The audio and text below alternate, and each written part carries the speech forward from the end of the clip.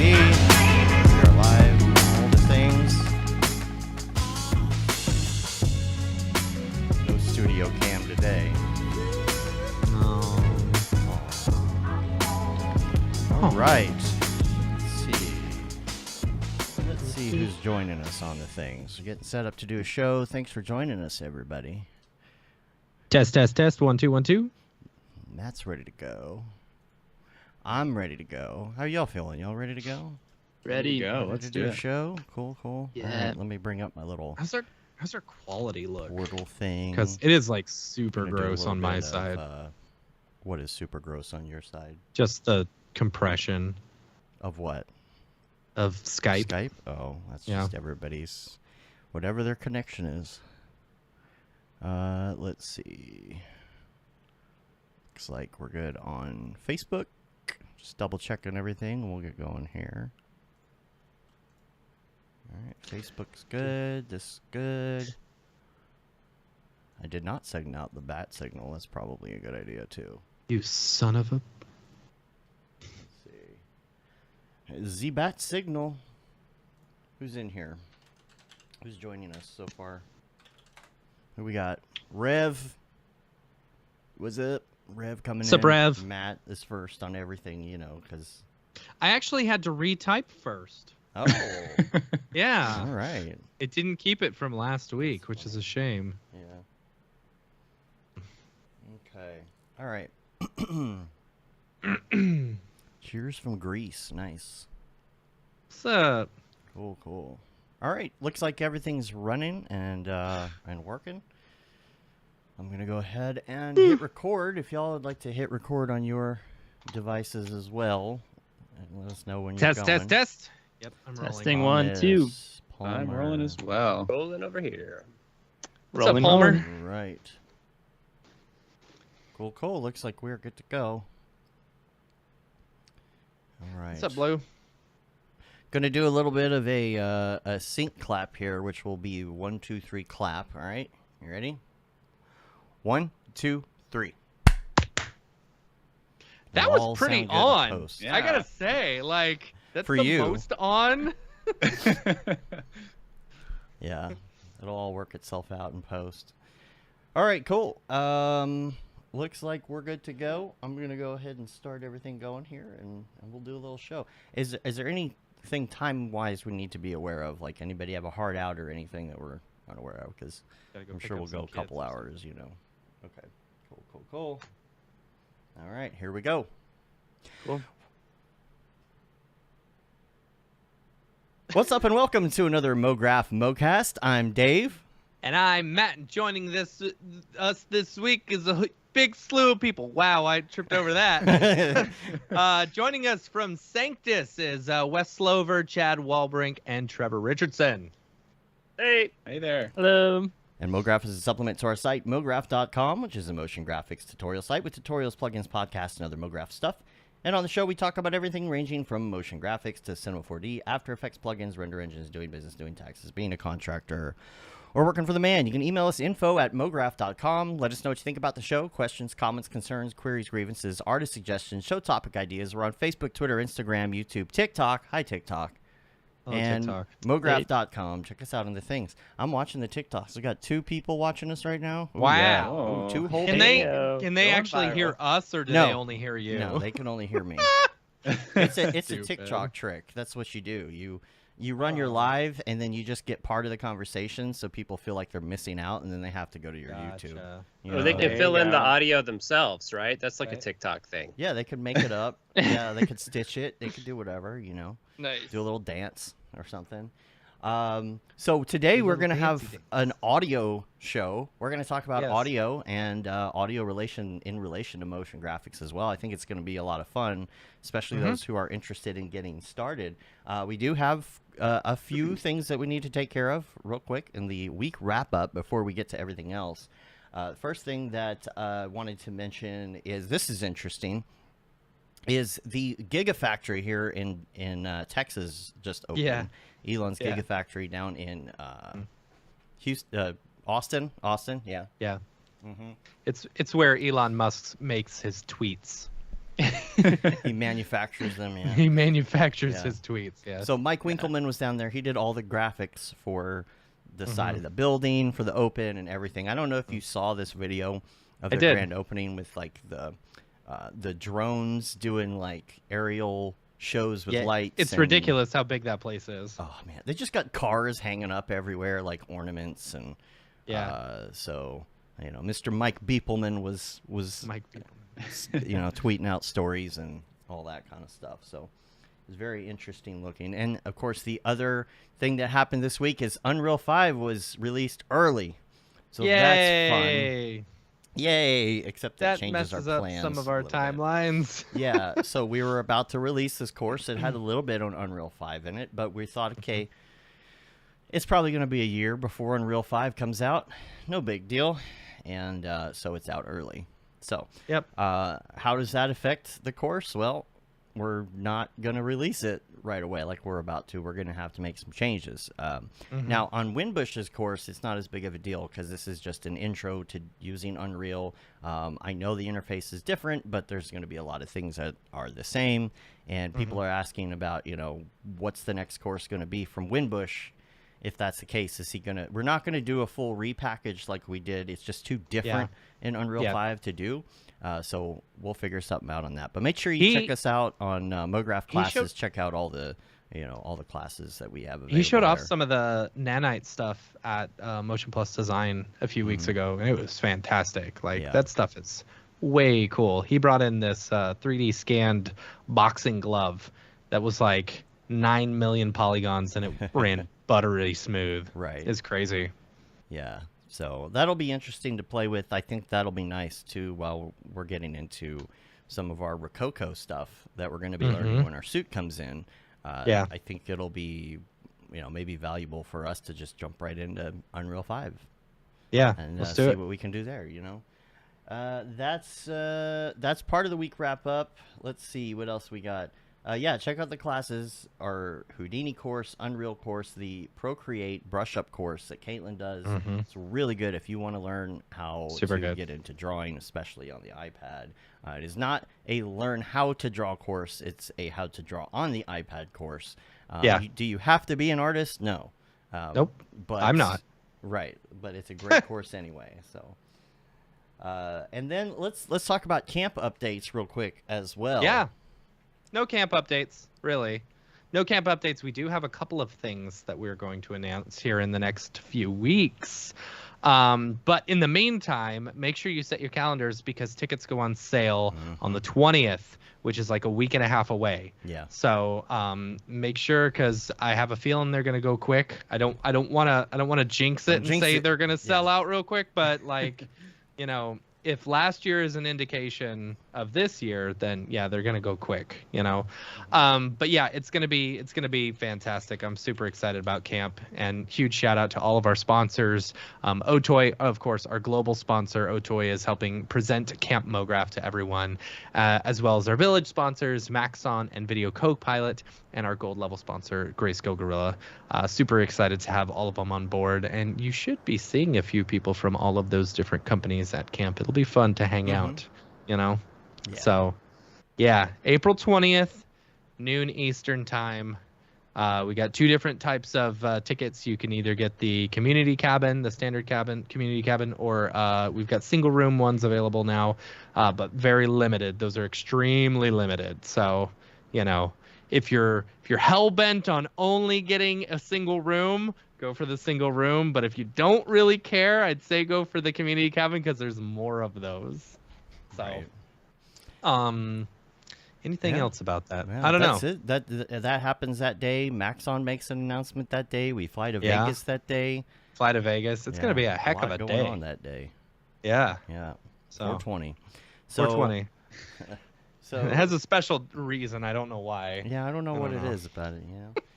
But a lot going on that day. We're going to go out to Vegas. And by the way, make sure that you are booked for Vegas and you got your tickets and things that you need. Make sure you got a ticket to the Mograph meetup. That's going to be happening on Sunday. Make sure that you come and find us to get your wristband so that you can go to the after party. Actually, make sure you hit up Maxon for a wristband to their pinball party first. and then a wristband to go to the limo/karaoke thing that we're doing afterwards. It'll be fun, and man, the slots for that are already filling up. So let us know. Get in the NAB Slack channel as well, in our Slack, and make sure you talk to people. Our NAB Slack channel. And then, is it in for NAB? Yeah, there's the Mograph NAB guide that we did with us and EJ. If you go to mograph.com/NAB 2022, you can check that out. It also plays throughout the week, sometimes on Mograph TV. So make sure you check that out. You're also going to be seen. TV. Yeah, look at that. Yeah. If I have it on, why don't you? That's right. That's right. Put on Mograph TV in your place of business, in your studio, at home, wherever. Turn it on, yank the knob off. Watch Mograph 24/7. Watch it before they go to bed. You know? It's not just us; it's other people. You're not just watching us all day. Although you do see replays of some of our shows, but you see stuff from Maxon, and you see stuff from Rocket Lasso, and you see Swarovski. You see so many different things throughout the day. This week, you're going to be seeing the Camp Mograph sound pack video that y'all have. So make sure you tune in for that. Check that out on Mograph TV. And also on mograph.com, check out our articles. We have an article on Jags that you got to check out about we his just Halo released another recreation. one too, right? Yeah, we just came out with another one last week, and then this week we've got one about the Matrix that's coming out as well. So lots of stuff to see on the site. Go hang out there, and that's a lot of week wrap up, but we got through it. Anything else? Nah, that wasn't too long. It was only 10 minutes. Okay. We've had much longer weeks. Allegedly. Yeah. Here we go again. Some of y'all heard the allegedly Easter egg last week. It's good. If you listen to the audio, the nice, like, beautiful audio version of the show that is put together every week. That's, you know, I guess that's most of you, technically. Yeah. Because most people I haven't had a listen commute on in the so podcast. long that I have not listened to the audio version of the show in a really long time. Yeah. The audio version of the show we spend time on. It sounds a lot better than what you're listening to on YouTube. So. And speaking of audio, let's get into it now, and let's talk about audio for motion graphics. First thing we're probably going to do though is have each one of you introduce yourselves and kind of talk about what you do in audio, maybe. You know, specifically, like, what are your specialties, and then as a whole, we'll talk about how y'all got into audio and how you started working together. Yeah. Let me start with Wesley, I guess. Cool. So I started Sanctus about 10 years ago as a freelancer, and really got my start as a sound designer working with motion graphics. At that time, there was like a big community of motion designers on Vimeo, and so I'd collaborate with people on like test animations and kind of stuff that you see on Instagram now. And then started writing more music. And now that the company's grown more and I have more of a team, I don't do a lot of sound design myself, but creative direct it and then write a good chunk of music. Cool. That's cool. Awesome. Should we go down the line, I guess? Yeah. Okay. Okay, cool. So I have been working with Sanctus from like 2017 till now or so. I got into audio in like early high school probably, and then went to college with Trevor down in Nashville at Belmont University. I spent a little bit of time at an animation company doing sound design after college, and then went freelance in 20 at the end of 2016. And then I very quickly Trevor hooked me up with Wes, and we started working together. And I've mainly been doing freelance work for Wes for the last 5 or 6 years or so, which has been great. So yeah. Belmont. Yeah, Belmont. Yeah, Nashville. Spent lots of time in Murfreesboro. Oh, nice. Yeah. Nice. What were you doing in Murfreesboro? Oh, just trying to get famous. No, just kidding. No, most people were going to Nashville for, to get famous. I mean, that's kind of always the thing. And like they say, nobody who lives in Nashville is from Nashville. So I was actually there because I got a job working on the road back in 2001. Yeah. Oh, cool. So I moved there. I was out in Murfreesboro for about a year before I realized I could still do my job and travel without living in the boonies. and I Nice. could go back to my family in Dallas. So yeah, That's But, perfect. Yeah, That's awesome. a lot of expansion around that area, from what I hear, since back in Yeah. that time. So Totally. Definitely. yeah. Yeah, I moved away like 6 years ago or 7 years ago. But yeah, it's changed even a lot since then. It was changing 7 years ago. So y'all met at Belmont then? Is that right? Yeah. So yeah, me and Chad met at Belmont, and then I ended up moving to Seattle a little over 6 years ago, and came here and met a friend of Wes, because Wes grew up in the Northwest and lived in Seattle for a long time. And we were just talking audio, and he realized that I was interested in a lot of things that Wes was doing, and got us connected that way. And yeah, and then we kind of became connected and started doing small projects here and there. And then I've been full-time working with Sanctus for 6 years, which has been awesome. It's just been a blast. And that's how I met Wes. And then I knew Chad was already doing sound promotion stuff, and was a great fit to be a part of the team too. And so, it's all kind of become a nice family along the way. Yeah. Yeah, and I guess I'd say kind of as far as backgrounds go, the thing that the three of us have in common, and I think a lot of people who end up doing like sound design professionally, is we all went to school for like audio engineering, like to record bands, basically. Is that fair to say, Yeah. guys? Yeah, definitely. Yeah. Chad, you're like the only one who really does that out of us. Well, you Yeah. and our producer Jake too. He's got Yeah. he's not on the call, but he has a great studio that he works with artists in too. Mm-hmm. But I think Trevor, like for Trevor does mastering too. He's great. So I use him all the time. Yeah.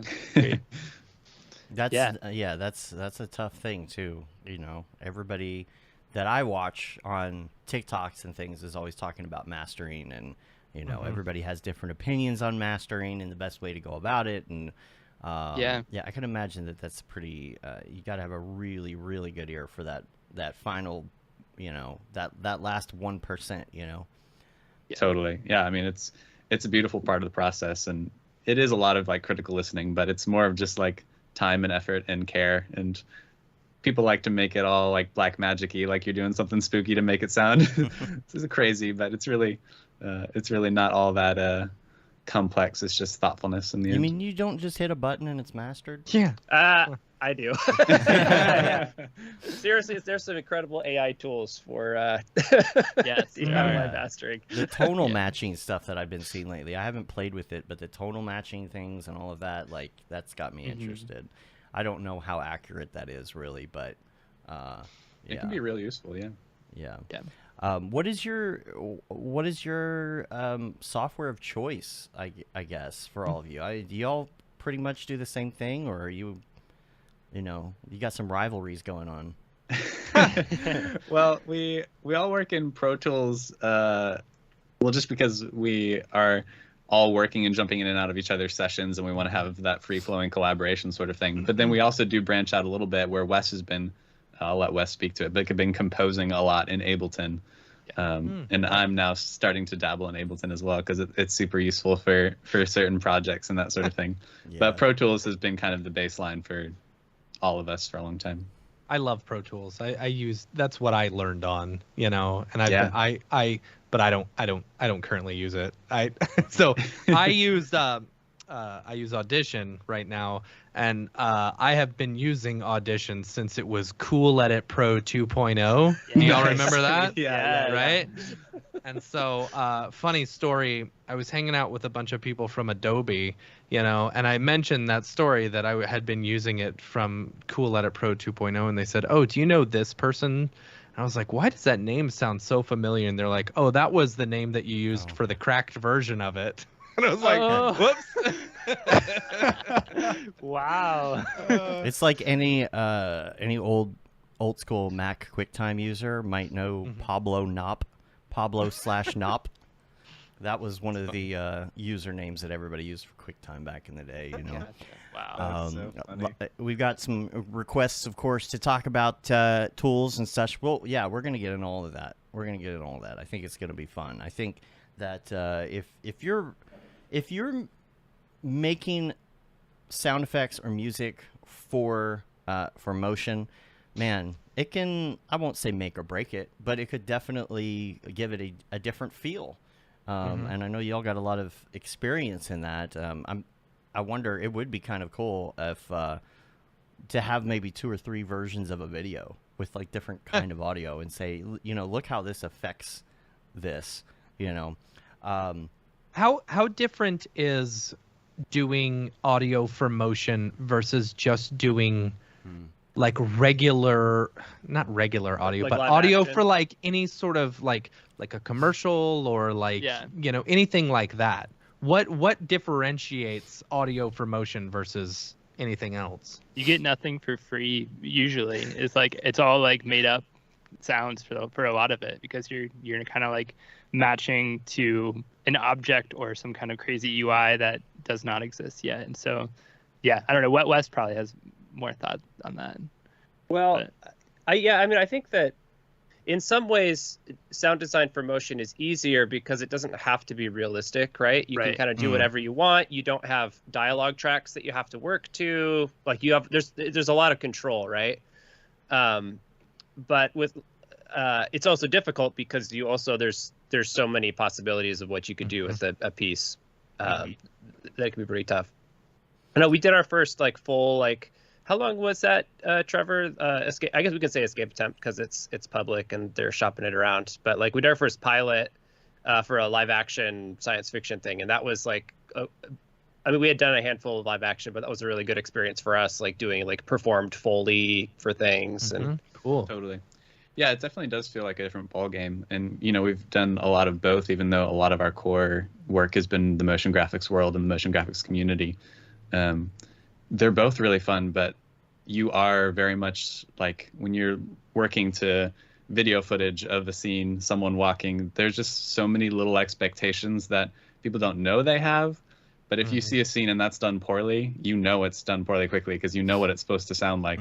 But with motion graphics, if you're like talking about if it's abstract or if it's silly or serious or sci-fi or whatever it is, like there are so many fewer expectations of what that thing is going to sound like, and you can push those boundaries and like get away with it, and you can be a lot more experimental in a lot of ways. So you're saying sound for motion graphics is easier than everything else? Just joking. Not really, honestly. It's more that it gives you more freedom, I think. Yeah. Something honestly, that I've noticed a lot is that when I'm doing audio for motion graphics, you end up putting a lot into a small amount of space, right? Like you might be working with like a 5-second graphic. You're putting a lot into that as opposed to maybe if you were doing sound effects for like a TV show or something where it's like, okay, here's a whole minute segment where I'm going to put, some ambient audio of the streets, and then you're cramming a lot in there, right? If I guess one question is going to be like, if somebody wants to get into this for the first time, what's going to be the path of least resistance? What tools can they use? What plugins could they use? There's a lot to dig into there. But barrier to entry is always a tough thing. You want to get something like Ableton. What are they on? 11 or 12 right now? 11, yeah. 11. If you want to go all the way and get all the things, it's going to cost you a lot of money. Like, what would be like step number 1 for someone who wants to just start? Well, what I will say is what would not be step 1 probably is Ableton, because Ableton, I love making music in Ableton. It's been really, really great for my workflow. I cannot stand, and we have a joking rivalry with a friend on our Slack about how like I cannot stand cutting sound effects in Ableton. Like it's just not built for that. It's built for like making music and stuff. I'll let like Chad field that because he's had some more experience in kind of figuring out like sound design for motion designers, because I would imagine most people listening are motion designers who are interested in also doing sound, but also say in the comments if that's not really the case. But I'll let you take it, Chad. And a lot of times I'm either doing it just right in my video editing program, or I'm using Audition because it's free with Adobe. But besides Audition, I guess. Well, I mean, my first response would be potentially to use Audition and to utilize some of the tools that are built into that to help you get there. I've done a bit of research into this. I will say, like, I'm not like an Adobe expert, so if I say anything that's completely like, whatever. But I would say, like, if you want to stay in that ecosystem, there's a lot of great tools and ways to interface between the different softwares. Like, obviously, Adobe is like extremely connected between all the different softwares. And like even within Premiere, there's like a way to just like open, you know, an audio clip or all of the audio clips in your session directly into Audition. I don't know how common that is for you guys or not, but that's a really great way to immediately get into like an audio environment that's a little more catered to like audio production or sound design. And yeah, and then there's a bunch of tools in Audition that I was actually kind of like, as I was like researching it, it's like, oh, there's like stuff in here that like Pro Tools can't do or like Ableton can't do. That's like very catered to like kind of the work that you guys would probably be doing more. So is like a few things I wanted to like kind of throw out to people is like the Adobe Audition, like the remix function in that is incredible. I don't know if you guys ever heard of that before. I've heard of it in Premiere now. I haven't tried it because I think it's it probably works in Premiere as well. Yeah, it's in a newer version. But so basically what it does is like if you have a music track that you're trying to cut to your video, it will, instead of just time stretching, it will actually make automatic cuts for you and like create loops of sections for you so that it'll fit whatever time you're trying to get it to, which is really powerful. So I mean, that's an amazing feature that like Pro Tools does not do, or like, you know, a lot of the other big DAWs, digital audio workstations, they do not have that kind of functionality. So you use that to your advantage. I've wanted to try that, but like I'm very old school with that. I do the old trick where you put the beginning of the music at the beginning and where you want it to end at the end, and you find a good low point somewhere to just switch over to the other track where someone's not going to hear it. Sure. Nice. Yeah. Yeah, but I mean, a couple other things really quick too, like the Essential Sound Panel is like a newer feature of Audition too, where it actually allows you to say like, okay, this audio clip is like it's either a voiceover or a voice, and then it's a music track is another option, and then there's sound effects and ambience. So you get these tools automatically that are kind of catered to these different things that you are trying to sweeten or make better in your audio. And like one of the really cool things with that too is if you have a music track, you can actually have it automatically duck to the voiceover, and so like that's already like a third of our job as sound designers is just getting the voiceover.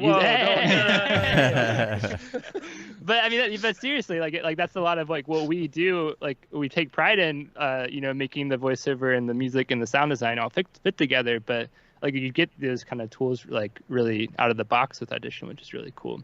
I really love to drill down into Audition if I'm doing, just like some ambience and some light sound effects and stuff in there rather than Ableton, because it's real easy to get in and do stuff like stereo and panning and all that kind of stuff real quick. I also really like the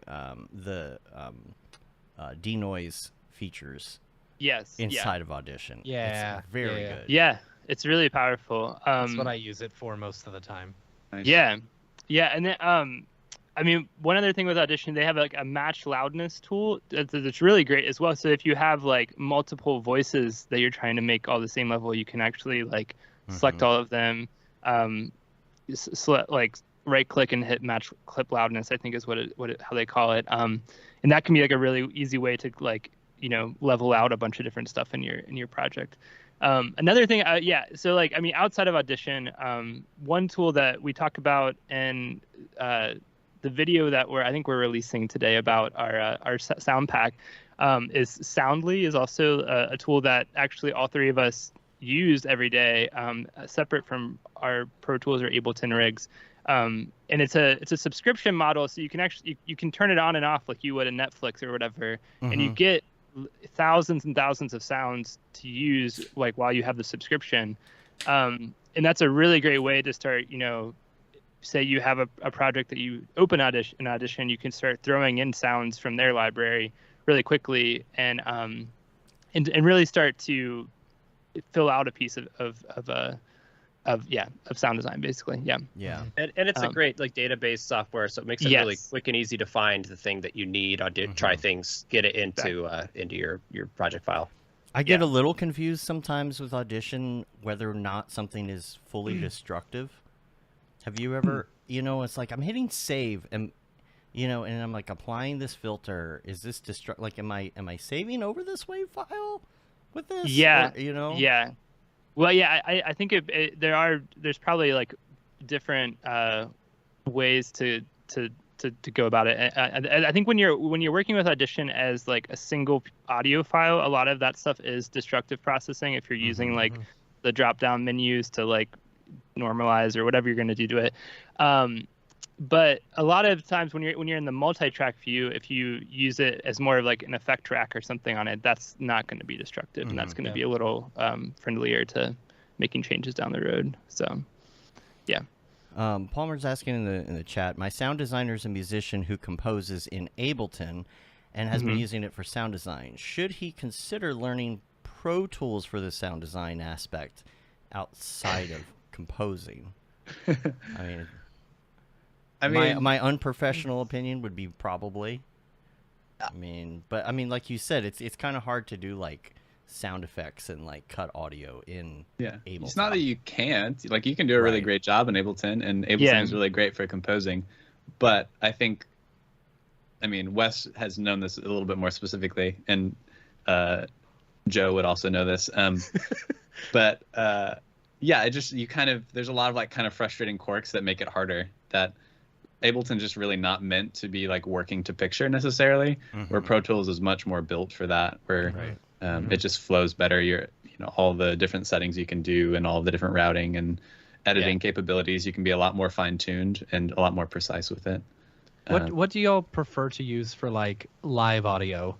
Because I've used Pro Tools in the past, as well as Audition in the past for recording multi-track stuff, and I tried Ableton, and it was not the question fun. would be like, it wasn't great. The thing is, like, what I really want to do, so this is the way that I've got it set up, right? I got a couple of different things. I got a little Mackie mixer. I've got a little, what is this thing? A Focusrite, right?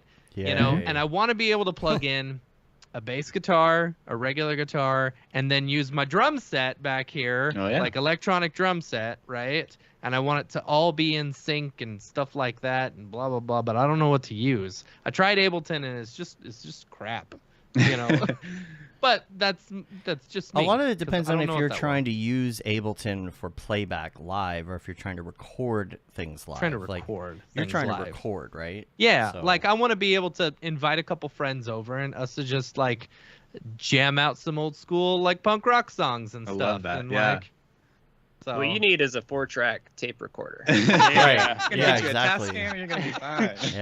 Just roll into Ableton, dude. Just roll those tracks, Yeah, so it's kind of like I would imagine it's similar with like motion graphics tools, is it's like each tool is developed to serve kind of a need that wasn't being met or whatever. And what Ableton does incredibly well is it's just like it's very modular. It's like you're making lots of little bits and pieces that you kind of can arrange, and it's really great for that. But because it's built that way, it's kind of not as built to cater towards other things. So like. Pro Tools is the exact opposite end of the spectrum, I would say, where like Pro Tools was basically meant to be like replace a recording console, like, big mixing board and a tape machine and put that in the computer, where Ableton is like the opposite. It's more of like, I don't know. It's more about like creation focused, but like I would not want to record like a drum set in Ableton. Because it doesn't have the tools for that, because they want to streamline things to make it like I can get here on my like drum pads and like sequence something really quickly. I don't need all these other features about keeping my 2 different kick drum mics separate and all this kind of stuff. So I guess I don't know. I'm kind of losing the thread, I guess, that we're talking about recording garage bands, but I feel like guys. I would say like it's all I've got. It's all I've got to give to the conversation. But that's the thing too, Matt. If you got like a MacBook Pro, you could probably use some Logic Pro in there. I mean, what do y'all think about Logic? I grew up on it. I love it. Yeah, Logic is great. Chad's made a lot of amazing records in Logic. You can do so much with Logic. Yeah. Well, a few quick thoughts. Well, Matt, I think the thing you're describing, like it being a mess in Ableton or whatever, it sounds like more of a audio interface issue potentially, like versus the actual like Ableton being the. Well, see, what I like about Ableton is that Yeah. I can select the like different drum sounds and stuff like that Yeah, with my yeah. drum. You know, Yeah. I don't have to Right. stick to the same ones that are there.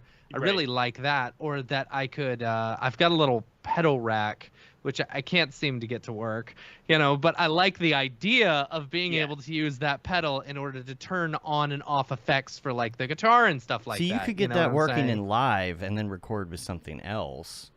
You Yeah, know. maybe. Well, and I I think you mean- could record it. You could record all that stuff into live. I think, like what Chad's saying, though, you just need to have like inputs for your interface for each separate thing, probably. Yeah, and Right. you might have, if it's like a latency thing or Yeah. like it feels like too wonky, it's actually more of like a buffer setting in live, or it's actually a lot of like interfaces allow you to monitor directly from the interface versus through live, and that cuts out some of the software bits, so it feels a little more Yeah. immediate as you're playing, so you get less of that like you hit a note and then it's like 5 Yeah. seconds later. So, Yeah. Okay. Yeah. Even my Yeah. keyboard does that over here sometimes. It drives me Yeah. insane. yeah. Yeah. What are some good tips on keeping stuff low latency? You know, is it your? I know there's two kinds of Yeah. drivers, right? Like what would be? Is it ASIO you want to use if you're monitoring? I remember. believe that might be for the Windows side of things. Is that true? We're Yeah. getting the Mac PC issue now. yeah. So this is something that happened with Matt is he was getting high latency, and there's usually two different drivers you could use, and one of them's going to have the lower latency. I guess that's not a Mac thing though. Well, yeah. I mean, usually it's actually a buffer size thing. Is you try to set your buffer the lowest you can in whatever software you're using as you're recording, and then you raise it for mixing as you're doing more advanced processing with it. Right.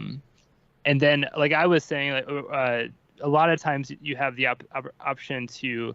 I believe in Logic they call it software monitoring. I don't know what it's called in Live, but in Pro Tools they call it low latency monitoring, where it'll actually bypass like Pro Tools completely, and you will just hear it directly from your interface instead of through Pro Tools. And that's usually, if you're recording like a live instrument, that's usually the best way to go. for Totally. latency. And I know I used to have a Focusrite back a few years back, and they have their own kind of software that I forget what it's called now. Yeah. But Yeah. that you can also do some routing outside of the DAW in case you just want to like have that sort of monitoring that's immediate and not interfacing with any sort of processing that's going on. I have that in front of me right now. My Focusrite Control.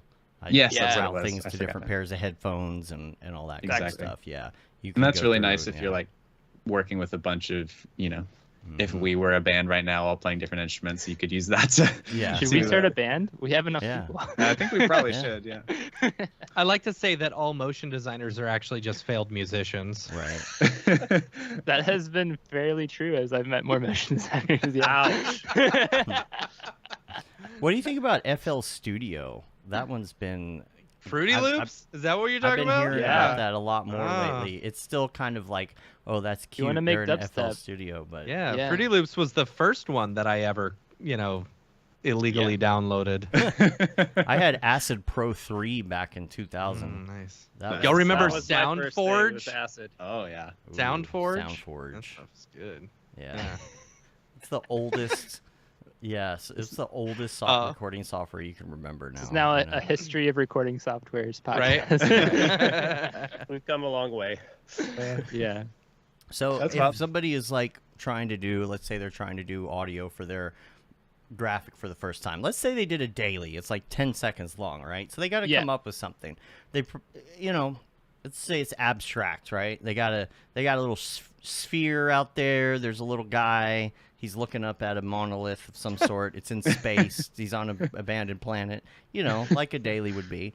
And you want to add a little bit of atmosphere to that. You know, you're not going to write a song per se, but you want some sound. You know, you want some crazy sound. This or, is you know, going for an ethereal. NFT, and so Yeah, they that's just right. need something. Yeah, they just Yeah. need some background. But you've you never know. done it before. You've never done it before. You're looking to add that. Maybe the guy walks up to the little orb and he touches the orb and he sees like some sort of flash happen. And Do y'all communicate with each other through beeps and boops and bongs and you But know? see, it actually works in sound audio effects? because it's Yeah. real noise. If I say I want the transition to go whoosh For you, Yeah. that's easy. For Matt, that Yeah. doesn't make any sense. You know. What would be the first step? You want to try and make a soundscape, I guess is the correct terminology for, you know, like something maybe Blake Catherine would do, right? Like, how would you go about finding the right sounds for that soundscape? Are you using instruments? Are you playing with sounds and instruments? Are you going through like a catalog of maybe some pre-made sounds? What's a good start? Do you start with the individual like pieces, or do you start with like a good backbone first? So I think for me, so I approach sound and music for motion as kind of like one and the same. And I'd say pretty much every project we get in, usually I'm like the first person to like kick it off and you know, be talking with directors, like figuring out what does music do, what does sound design do. And in this case, it's like it could be either. And so I don't know, I would almost say like you could make that decision first of going, okay, do I want something that's like a musical score or something, or do I want it to be completely abstract or some combination of the two? And then, I mean, if you want to use music, when you could license something, I don't know how that works with NFTs and stuff. You'd have to be careful since this is a hypothetical NFT minting not legal advice. Allegedly. Yeah, but then other options would be like something that's very short like that. You wouldn't necessarily need like a full piece of music, so you might go somewhere like Splice that has a whole lot of audio samples. It's kind of like we're talking about Soundly for sound effects, Splices for musical things. So maybe you get a subscription to that and you go find some cool atmospheric things that It's feel like like they're Quixel right. for audio. I don't know what that is, but I'm gonna agree. I'll trust that that's Yes. a good comparison. Yes, it is. Yeah. But okay, so here's what would happen in our situation if I had this and I thought, this should be like all sound effects. I would get on a Slack or Asana and say, hey, Trevor, Do this thing. here you go. So now I will pass it off to you to say that we've decided we're not going to do the music thing. What would you do at first, you know, evaluating the sound design for something like that? Totally. Yeah, I mean, usually the first thing I try to figure out is what is actually important to hear, just because there's a lot of things that can produce sound in a scene. But, you know, are you trying to draw attention to something about the monolith, or are you trying to make the character be unique? And so there's going to be a lot of like character sounds that you're like trying to make interesting, or is it really just like a scene? It's like an environment. You don't really need any specific sound. You're just going for something that feels cool. And then start with whatever feels like the most important part and build everything around that. But yeah, in terms of like where to go first, I think one thing I do want to say is that don't be afraid to like hit record on your computer or like on whatever and like make a sound that you want to have. Like you'd be surprised how much you can do by just making some sounds yourself without fancy equipment. The number of times that I've needed sound effects for a project and like a or a or something like that, and I'm just like, F this, I'm just gonna record it myself. Exactly. You know? Yeah. There was one Voice is time a in high powerful school, tool. I got really, really desperate for a sound effect that I needed, and I didn't even have a microphone, so I recorded it through a pair of headphones. Have you ever done that? Yes. Amazing. Way to be innovative. I like that. I mean, all it was like a thump, but I managed to make it work. I just plugged the headphones into the input and just went. Yeah. As long as it's loud enough, it'll transduce it. Yeah. Right. Yeah. That's awesome. Yeah, and I mean that's the thing. Like if you need to record some footsteps but don't have like a library of sounds to use, like just like take your phone and record some footsteps and edit it in. Like it might actually work better than you think it would. Yeah. I think though in this hypothetical monolith sci-fi situation, what's interesting about this is you probably are gonna have a harder time recording stuff yourself. So what I'm wondering, like, what would you search for, like in Soundly? Because you can't. Are we just gonna like type in like space NFT monolith click and it's like there's the sound effect. That's the sound. There's the because I think It's got that's the whole something track here. Awesome. Now, we if sort I of were like- going to do something like manually and go to an instrument, the first thing I would look for is some sort of pad, right? It's an NFT, right? It's a soundscape. So we're gonna look for a pad and start there. See what happens, you know. I don't know what that is. What is that? It's a sustained how synth do you? usually. Yeah. Okay. It's just like, Okay. because like it's so easy for say you have. I'll like be your dumbed down audience Yeah. today, so in Right. case you're Say talking you've got over like anyone's head. Say you've got like a 5-second clip, right? And you just need some like crazy like ethereal sound. Like it's super easy. You can just go into any sort of instrument and just start fiddling with the knobs, right? If you're new to this, just mess with some knobs. Just don't just get in there, Just make some noises. Totally. Yeah. Yeah, I mean, there's so many awesome free and things that you can buy that are amazing synths and sounds and software instruments if you don't have any instruments of your own or synthesizers of your own, as well as like you can open up Soundly and you can go in there and just type in like drone space and like it'll come up with a bunch of really cool drone sounds that are like ethereal and strange that you can like edit together and layer and chop up and make it happen. And like I literally just opened Soundly in their just default library and searched Soundscape, and like one of the first things, design drone psychedelic ambient soundscape is like would be a monolith for sure. Like, yeah, I mean, you can make it work. Yeah. So I mean, pay the $10 or $15, whatever it is right now, to do a month of Soundly and like license their stuff for a month. It's a write-off. It's a write-off. There you go. Yeah. I mean, yeah. And like those keywords, like that, Chad, because that's the thing that's hard is we sort of take it for granted, I think, because we've done this for so long that we know what a pad is. We know kind of what terms to search for. But it's like once you start finding certain things, you kind of put in your brain, oh, like ethereal. That's a great keyword that I can use later on. Or Yeah. Space. Let me ask you, what kind of equipment does someone need if they're wanting to get into this? Like if they want to get started, and like we were talking about earlier, when you're doing like live recordings and stuff, you want to make sure that your whatever is as low as possible. Like, is there signal noise ratio?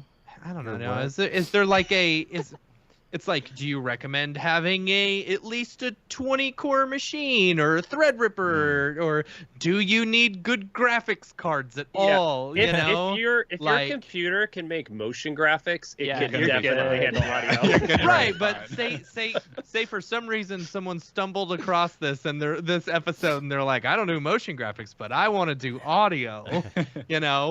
Sure. What is there like a type of setup that y'all would recommend at least starting with? Like this is the bare minimum you need. I'm gonna jump in before Chad gives an actual like solid answer, because I can just see how excited he is right now. He tries on our Slack all the time. We have a Slack bunch of sound designers. He always tries to tell us about all these great tools and things. We're like, but so my short answer is probably just like a good pair of headphones. Is like really all that was you my need. answer too. For the okay. Well, I'm sorry, I just dragged you, and then yeah. Now, what would be a good pair of headphones? To monitor with. I'd say spend $100, spend $150 maybe. I use Audio Technica M50s, which are $150. They're pretty standard. They have like the M40s, which are $100, and they would probably get you in the door too.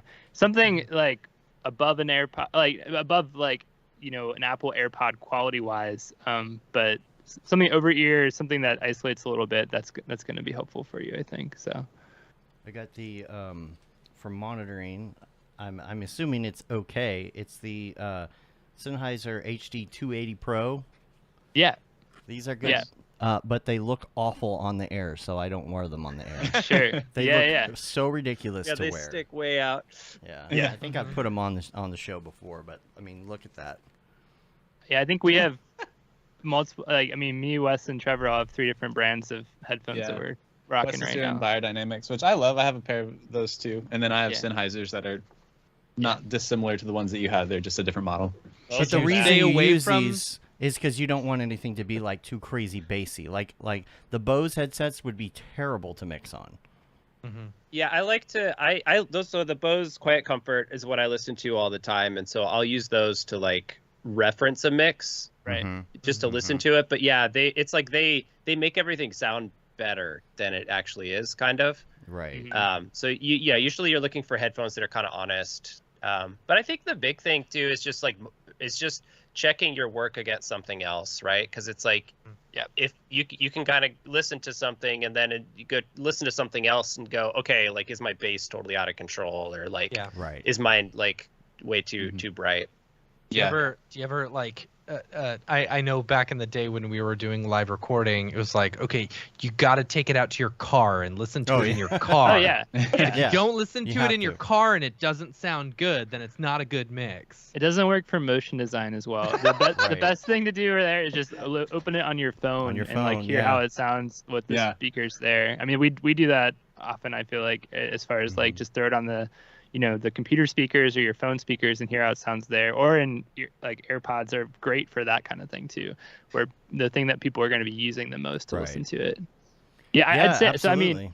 I mean, a laptop, headphones, if you like, that's enough as just as a way to like be able to get Soundly or some kind of sound effects and start throwing them into a software like all the ones we've mentioned so far, Audition, Logic, whatever you end up doing. And then like if you wanted to start recording your own stuff, you can either go like with one of the Focusrite simple interfaces. I think you guys were both talking about using Focusrite stuff. And then it's really like anything. It's like any microphone is going to be like a step up from your computer microphone or your iPhone microphone or whatever. And then there's also the world of like field recorders, which is what we did with the campers at Camp Mograph. We took field recorders out, and we all three have Sony field recorders that we love. They both have the D10. Is that what it is? Yeah, but those man, they're that's not pretty. available right now. Yeah, they're hard to get right now. But I mean, the Zoom obviously has made a ton of those that everybody's seen or We have a used couple before. of Zooms. Yeah. that The really Yeah. use the Zoom recorders are awesome. The only issue is that it's hard to record quiet things with them, like really delicate sounds. Oh, But yeah. otherwise, they're But you can phenomenal. like brutalize them, like they're like very durable. Right. So you can take them in a rainstorm and just whatever, like Yeah. it's fine. We've had an Um, H4 for like, or an H4n for like 10 years or something. That thing's Yeah. been beat to death. Goodbye, see you. Goodbye, see you. When you turn it off. Yeah. That's great. We got the newest one, I think, right? The like H8 the I think. H8. Oh yeah. That thing is Yeah. nice. Looks Yeah, like I haven't a- used it, but it looks Super nice. awesome. looks like Yeah. a spider or something. Like Yeah, like a that thing bug. is chunky. Chunky. Chonky boy. One of the questions I was going to ask you was about the iPhone stuff. Do you, besides like listening to, do you ever just like throw a filter on just to say, hey, this is what it sounds like with an iPhone, or do you save it and listen to it on the iPhone? I usually pull it Mainly up on the save it. iPhone, Yeah. especially because like we work out of a company Dropbox, so all of our files are just always on the Dropbox. So I can just open up my Dropbox app and find the file and play it immediately. Exactly. So it's pretty easy to do. There are I've- services yeah. that will stream it to your phone, like Audio Movers is the one that we use a lot in music world too, where you can basically like listen to the output of your DAW, your Pro Tools or your Ableton or whatever from a phone or wherever someone is. So I bet you could go NDI out also to your phone. But I've seen some people that actually will just take an EQ and just like, strip the top and bottom off of it at least and put it on there. They can just turn it Sure. on, and maybe if it's not perfectly like accurate, just like turn that on periodically and be like, how does this sound on the iPhone? Okay. Yeah. And then turn Totally. it back off, Companies like, I know SonarWorks they like are a speaker calibration company, so they give you like the tools to try to make your speakers perform more accurately or your headphones to perform more accurately. Yeah. But they also in their plugin will give you settings like, here's like a hi-fi speaker, here's your phone, and it's kind of just like EQ curves that match the responses essentially a of those car. different Yeah. voices. Yeah, you can do your car, so to speak. Yeah. Interesting. How do you deal with ear fatigue? That's real for sure. Yeah. Take breaks, keep things quiet. Make Trevor and Chad do all the hard work. Yeah, I mean, it really just depends. Like, there are sometimes it's not an issue, but then there's days where you're like working on like a real hyped up trailer that's like just destroying you all day long with loud music and like heavy sound effects and explosions and like crazy stuff, and like that sort of thing you can't do for very long before you just totally lose perspective. Yeah. I watch a lot of those tips and tricks on TikTok. Like some of them are good, some of them are not. Some of it's probably bad advice. But one of the things that, I mean, this is all simple stuff. It's common sense stuff, but it drives stuff into your head sometimes about thinking through things like, don't put reverb on every track. Put the reverb on the reverb track, and then like turn it off, and then like gently bring it in, take breaks, come just like even watching, like looking at our own graphics and things. I like to come back to what I worked on the next day and check it again. You know, Totally. there was something else I was going to mention too. The one trick that I see on TikTok a lot, which is again common sense, but just pull it down really, really, really low, like on whatever your system is, and listen to it. It's like, can you make out like the main instruments or whatever the different things are when it's like super low? Yeah. What are some things that you do? What are some little tips and tricks like that, I guess, that would be good for first timers getting into it? What to avoid, you know? All of those were really great. I mean, we've mentioned this briefly already, but I am just a huge proponent of giving yourself context. So if you're working on something, pick a reference piece to go back to. Yeah. Cool. Like for us, we have like templates of all of our Pro Tools sessions that have preloaded, like if we're working on an animation with a voiceover that's like in a certain realm, we have like tracks that already have audio files of ones that we've done previously that we really liked and were received well, sort of thing. And so while we're working, we can immediately just like A/B between what we know is good, so that you don't lose perspective and you're kind of keeping yourself up to something that's not changing, because it can be really hard in terms of like if you're changing the volume, or like if you've been listening to it for hours and then, you know, it can sound really different. And I'd actually recommend that, not even just for working on audio, but if you are reviewing audio, like I do that a lot because I'll get a mix from Chad or Trevor and to review it, is that our perception of how things sounds is so fickle. Like you're saying, depending on like what you've been listening to, whether you've been listening to that thing and you're used to it, or for whatever, you had a cup of coffee or you're a little more tired than normal, your perception is going to be different. And just like acknowledging that. And when you review another mix, like check something else to like make sure that that you're not giving feedback that's off. Because a lot of times somebody, the dialogue needs to be louder. And it's like, well, I can pull up this mix from Ant Food or whatever, and like the dialogue is like lower, you know. But it's like there's not an actual objective measure to any of this, but it's just really helpful to have something that is objective. Going, okay, well, I know this is a good mix, so at least like these are like kind of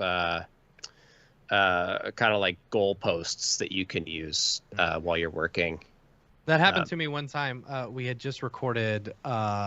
We had gotten the band back together and recorded like a theme song, right? And so every like band needs a good theme song for itself. So we recorded this thing, and like I was so into like being excited about the band being back together. I was like, yeah, that's good. Let's just send it off, right? And then I get into my car and I'm playing it later. I'm like, where the fuck are the drums? like they were so quiet that I was just so excited about the band being back together that I didn't realize that literally there were barely any drums in there at all. Yeah.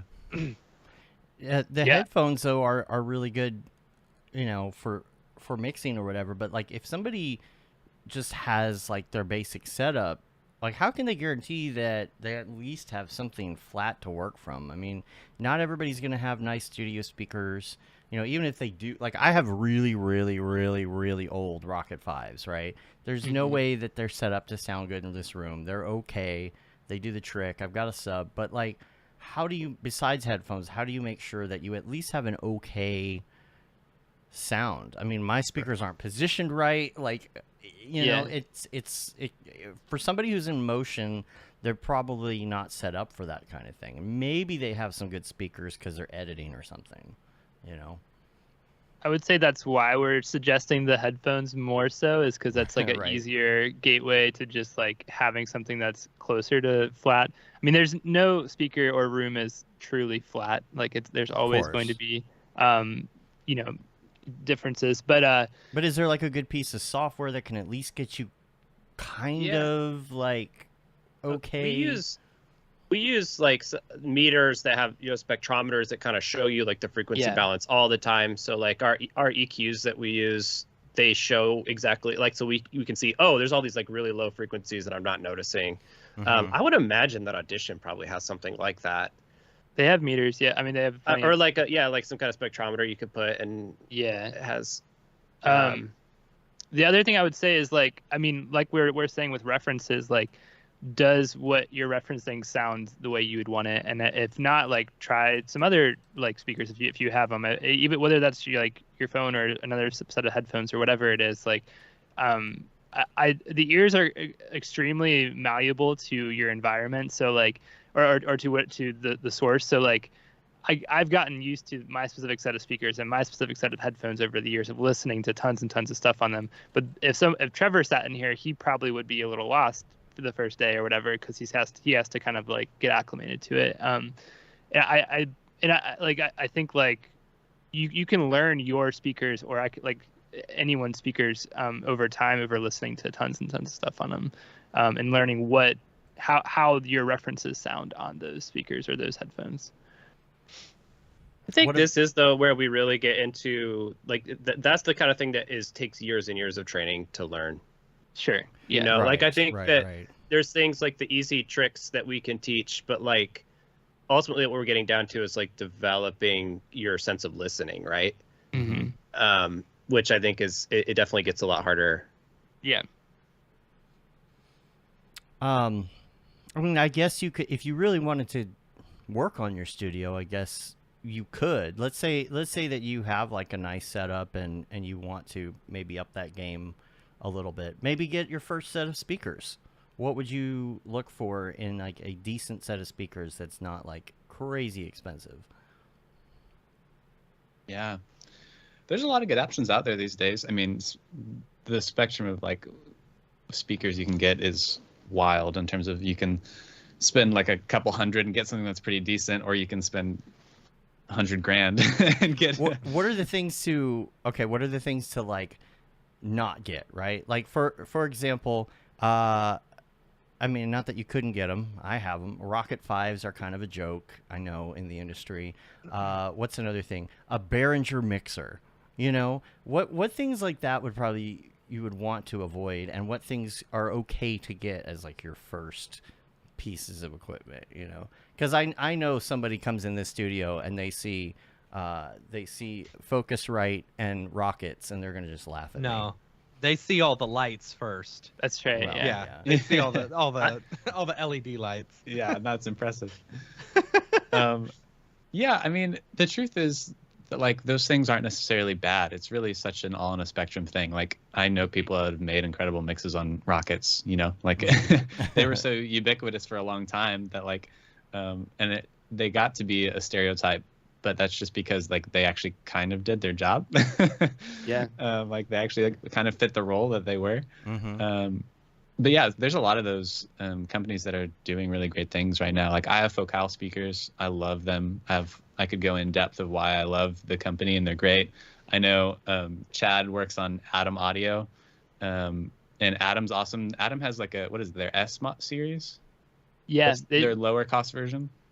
I don't remember now. The F series, I think, is the low. F series, that's right. Yeah.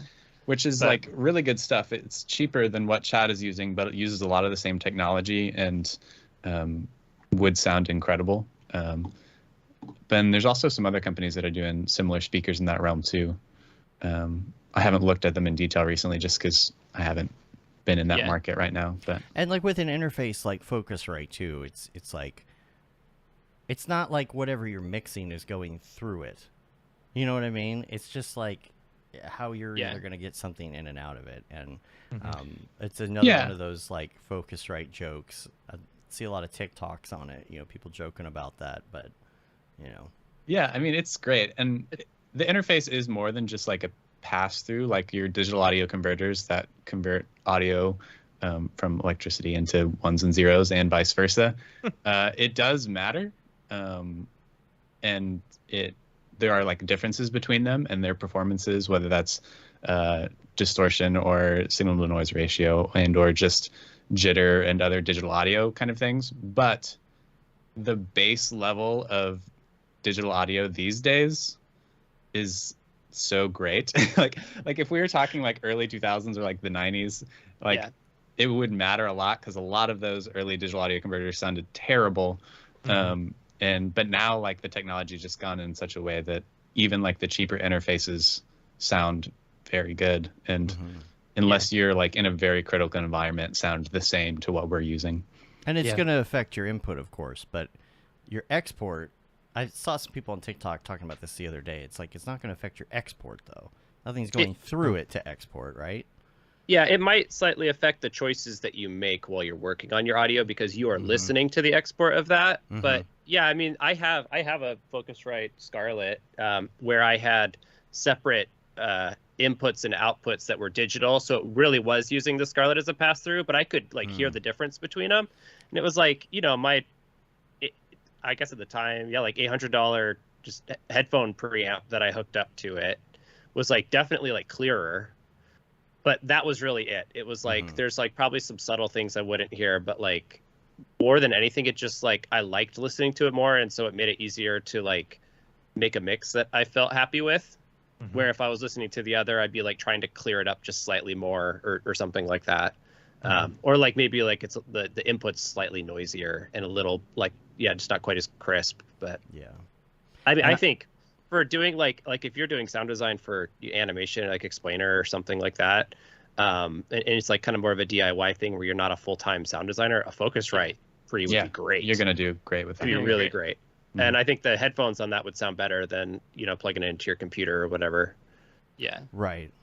You're gonna have to go very far deep down the like audio rabbit hole to hear the difference or know the difference between you know the converter on a Focusrite versus a different audio interface. Yeah, and I guess I kind of along all these conversations and like just kind of anytime I'm talking with motion designers about wanting to do their own audio, I just like I want to impart that like I think people should feel confident that they don't need a lot of gear to do stuff because it's like these things make a difference, you know, like for us, this is what we're literally doing all the time, and we're charging clients a lot of money so that we can listen to things on, you know, a tuned system and all of that. But like, you know, the difference isn't like gigantic, like, oh my gosh, you know, because you didn't have the best gear, like your stuff's not gonna, you know, turn out good. Like I think people should feel confident that really like use whatever you have.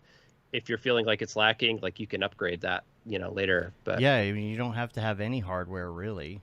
Yeah, you really don't. If you're not like doing any inputs, and if you're, I mean, and you're mixing in your software, you know. Yep. Yeah, you can You don't even need like a piano for a keyboard. You can just draw it. You know. Totally. Yeah, you can get away with very little. That's why we recommend like good headphones though, because ultimately you're gonna have to hear it. It'd be kind of like, you know, doing motion graphics on like a really cruddy monitor. Like that would An old be really hard. CRT. Yeah, exactly. No, that's Yeah. like that's it. If you have like, you know, cheap old earbud, you know, $30 earbuds is gonna be like that. But yeah, if you have like a good pair of headphones, you're gonna you know have a really good baseline to work from.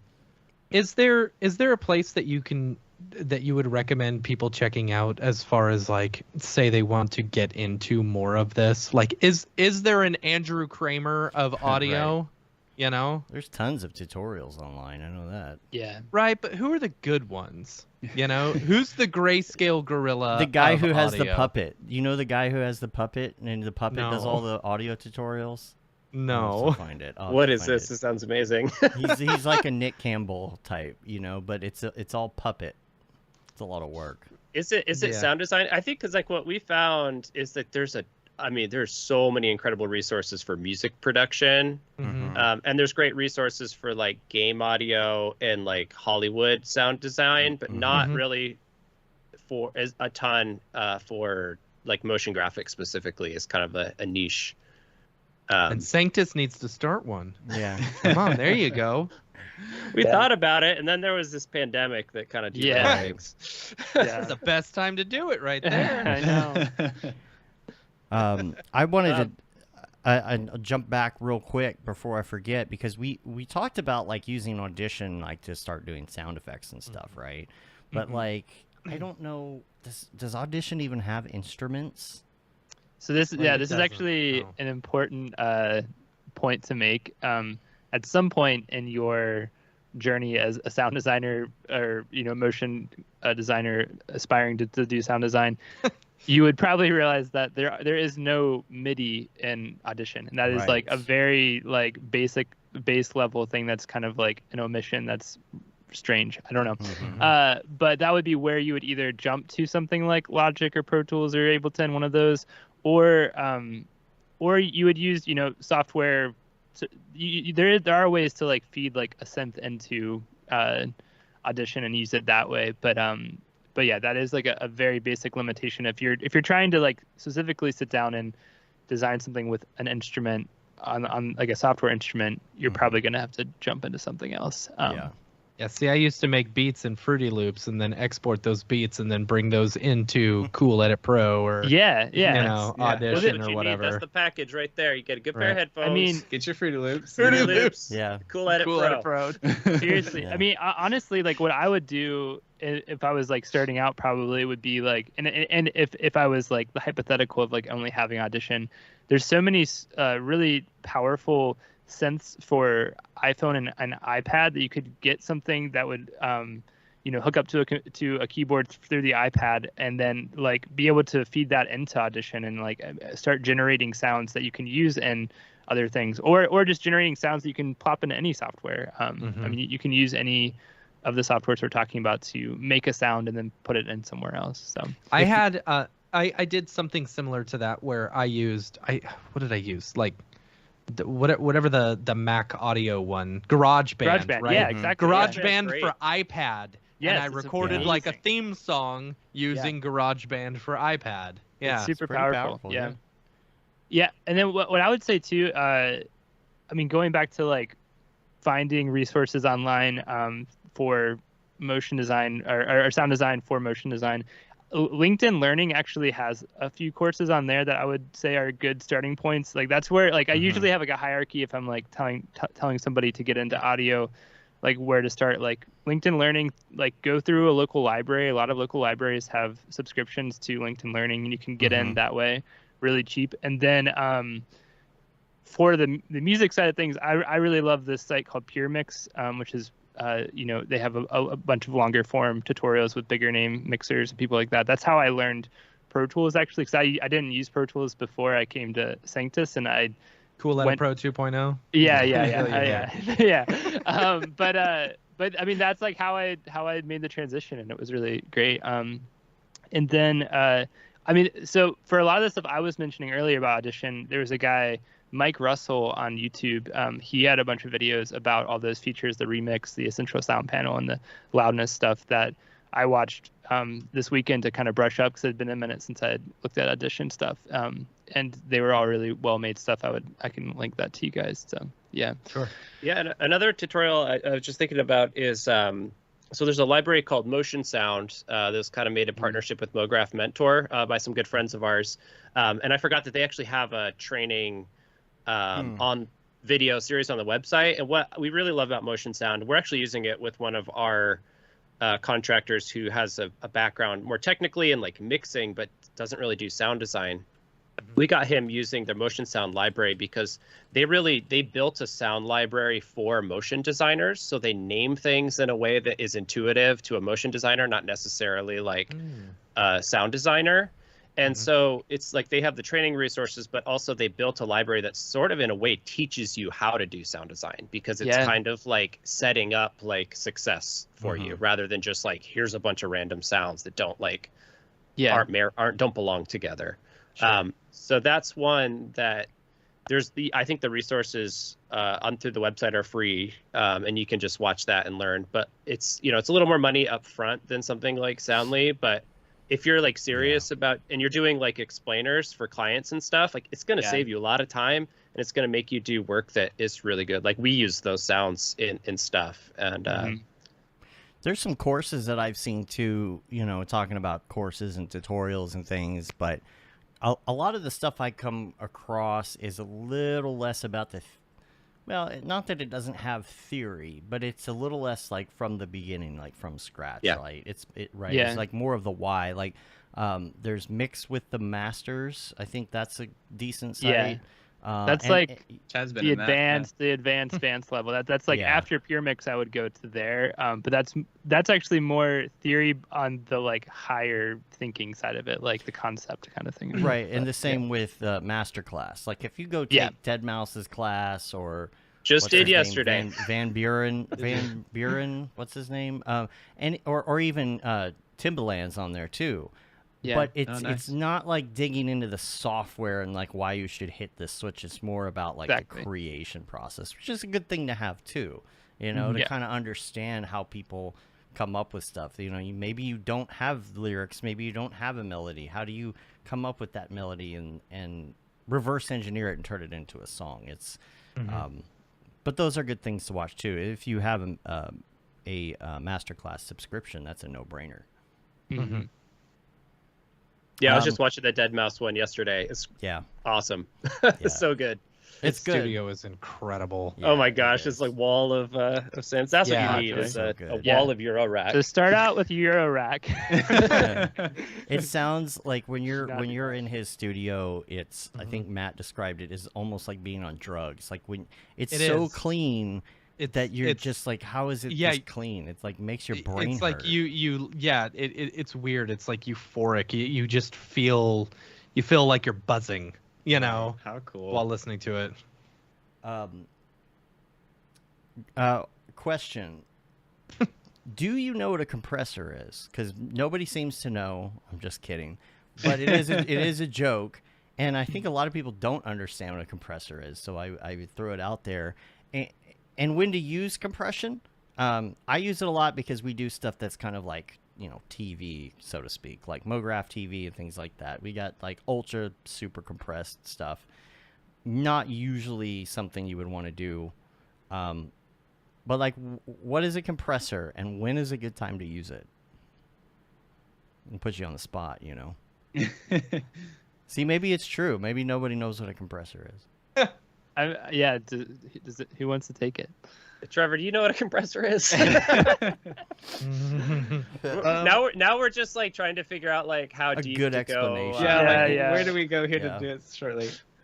I mean, it's really just like a gain reduction leveling device that has a lot of controls about the way that you do that.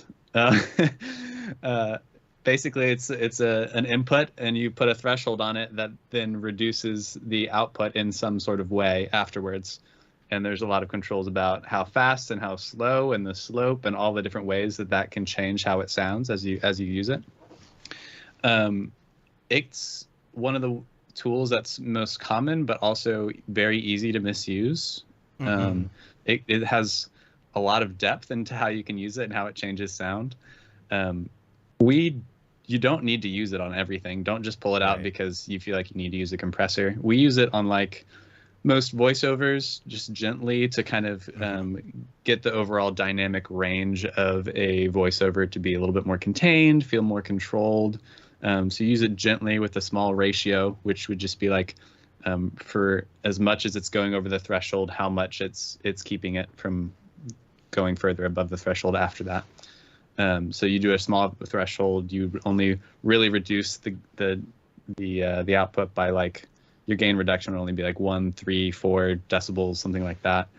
And sometimes we'll do places with other compressors, but generally you're just using it when you want to reduce dynamic range or like control something, or you're trying to make it sound in a particular way. Like you can use a compressor on sound effects, like crunch them or make them like feel really dense or that sort of thing. Or you can use it on in the musical world, you can use it for so many different ways for different instruments and all that sort of thing. But in general, yeah, it's a tool that it's easy to misuse and just squash something, and it just sounds like flat and or distorted or like really crunchy and just not natural in any way. Especially when you're gaining the whole thing up and then turning on the compression. You're going to start hearing weird things coming from like different places. It's something that I use, for example, when we do 3D motion show, because we'll get like 10 presentations from 10 different people. They're all different volumes. And, when you're on the internet, you got to figure out, everything's going to be one volume, so I actually will bring stuff up, because if somebody's doing a tutorial, no doubt it starts out like this. Hi everybody, and welcome to my show. For sure. And then right now I'm going to give you a glimpse of my reel. And then the reel starts, and then it's just blasting you away. So What Right. I'm doing is I'm going in there and kind of leveling everything out because people are going to be watching it on the internet. So they're only going to have whatever their volume is. You know? I Totally. don't know how much you would use that if you were just doing like a standard daily or something, but We use it mainly on voiceover, and then also like on the end of all of our chains, like on the full mix, we'll use what's called a limiter, which is also kind of compressor, just to keep things contained for the final output. But otherwise, with sound effects, unless we're going for a very specific sound, we're generally not reaching for that as much. We're using more EQ or time-based effects like delay and reverb and that kind of stuff. Or just manually Yeah. automating the volume envelope. I Right. mean, that's the thing, is that I think, like, originally, if I'm remembering my history right, the compressor was like way back in the day as like kind of an auto leveler, like super ham-fisted one, but like audio was so like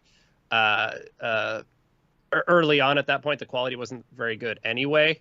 And to get like radio to work and all that, but like at this point, it's like it's a more like delicate tool, I guess, or not necessarily delicate, because like like if you have like a lot of voiceovers are heavily compressed, and that's what gives it that like voiceover sound. right. Makes it sound really close up. And you don't necessarily need to do it. So if you get a voiceover that's already compressed, you don't need to add another one potentially. Like not always, at least.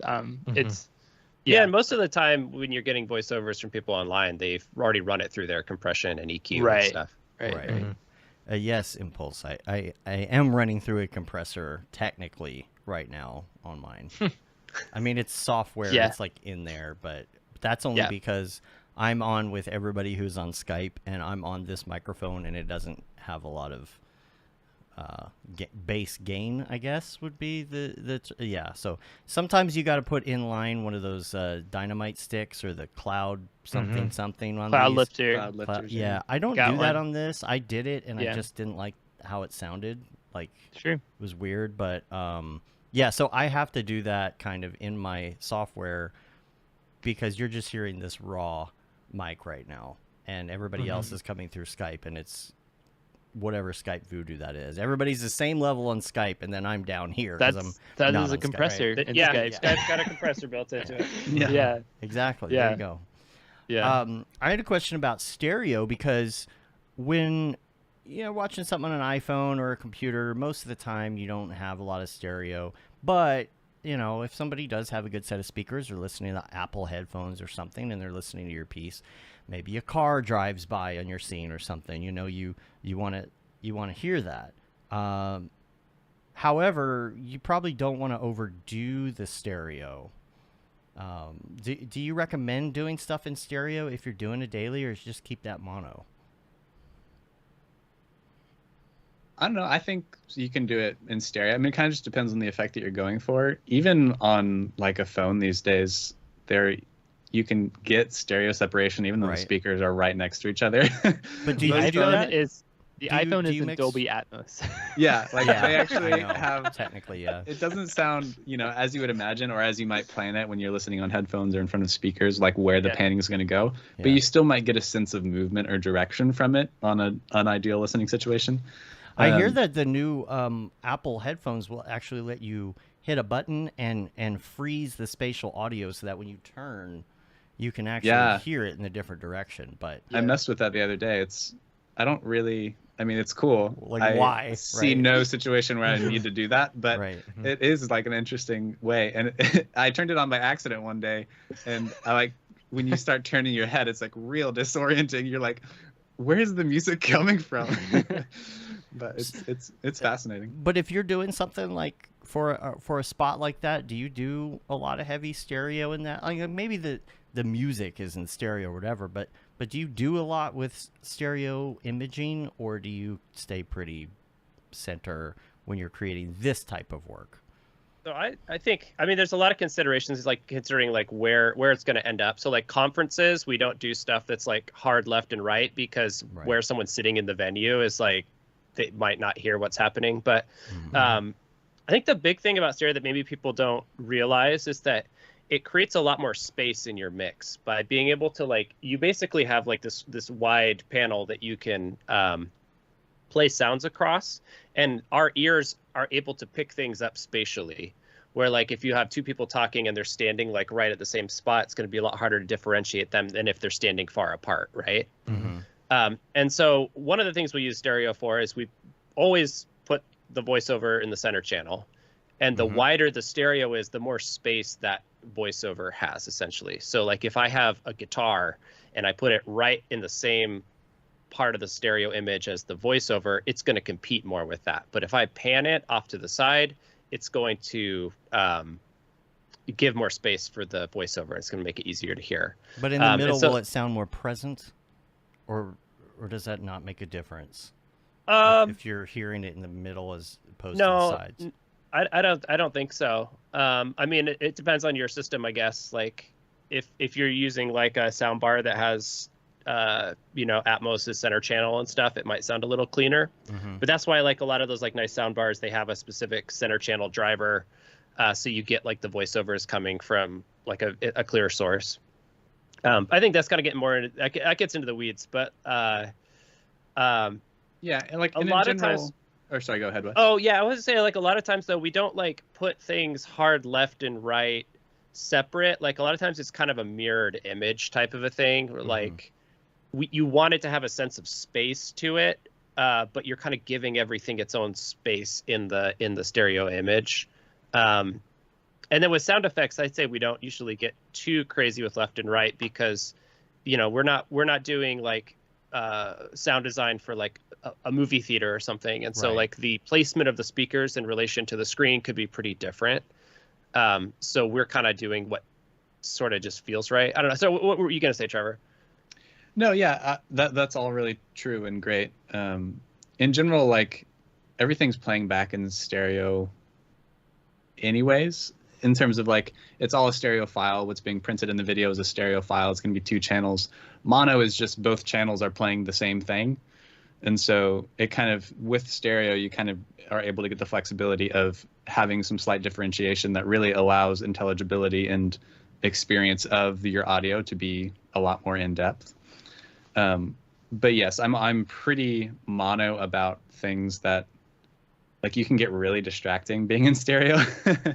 Like if you just like start pinging things around to left channel, right channel, and like swirling around, sounds fun, but usually is not the purpose of the video, or it's like very distracting to like what someone's trying to say if there's dialogue or a voiceover. And you never want to go full pan, right? Because if you can totally go full pan if you want. Yeah. I mean, if you're on a device that's like missing like a device that's mono, sometimes you only get the left channel, Yeah, generally that would be a device that is outputting mono, unless it's very poorly designed, is summing the left and the right into a single channel. And so you are going to get what's panned hard left anyway, and it's just going to be center. And that can be something definitely to consider in terms of you can check your mix in mono to make sure it's working in mono. So that's something that we'll often do is you can, with different tools, turn everything mono. So it just collapses it down to one channel. And just to make sure that when it's in mono, it still is somewhat sounds similar to how it did in stereo, even if it's always going to sound more cluttered and worse in mono. But usually if you've done a good mix, when you sum it down to mono, you can still hear everything, and the kind of layers of where things are at are still relative to each other, even if it's not sure as you're spatial. not accidentally phase canceling anything too. I've done that before. I For was sure. like, oh, okay, this sounds kind of cool like this, and I put some filter on it, and then once it's down to mono, it's canceling itself out, and I realized that I did it wrong. Totally. Yeah, no, that's definitely a concern, especially with like big stereo effects can sound really cool in the way that they use phase and filtering to make those effects, but when you take those things and turn them down to mono, sometimes they practically disappear. Yeah. If you had only one software instrument that you could use, what would you pick? What would it be? Because there are some software instruments out there that are huge. Like I would pick Serum because I love messing with Serum. You can do a million things with Serum, right? Like nice, yeah. Serum or Serum? Serum, I don't yeah. remember how you pronounce it. That's a For great me, it's multi-tool. Omnisphere. Omnisphere. Yeah, okay. you do Yeah, I use saw Yeah, somebody Omnisphere mention is that. super cool because it's kind of a synth and a sampler at the same time, and Mhm. there's a lot of flexibility. It does a lot of things. I don't know Yeah. that that's what I would recommend to somebody if they were gonna just Yeah. buy one synth, because it's hefty, but get a lot of utility out of that. Yeah. Mm-hmm. Yeah. I don't know how I'd pick just one. I use a lot of the Arturia plugins. Arturia has a whole suite of software synthesizers. So I guess I would just pick the Arturia Lab, because it's kind of a condensed version of all of the synthesizers into one kind of Yeah. easier to use plugin. But yeah, I mean, that's kind of my go-to of what I use when I'm like trying to create some sort of synth sound, is I'm generally pulling up one of those. But that's just because it's like every synthesizer from every era, so I can do whatever I need inside of that suite of plugins. I would probably say the same as Trevor. Like that's what we both use the most, I think, for our synth sounds as we're creating, is just opening up Arturia in some form, and picking one of the synths. Sometimes it's literally just a random synth in that plugin folder that I'm just like, I wonder what this sounds like.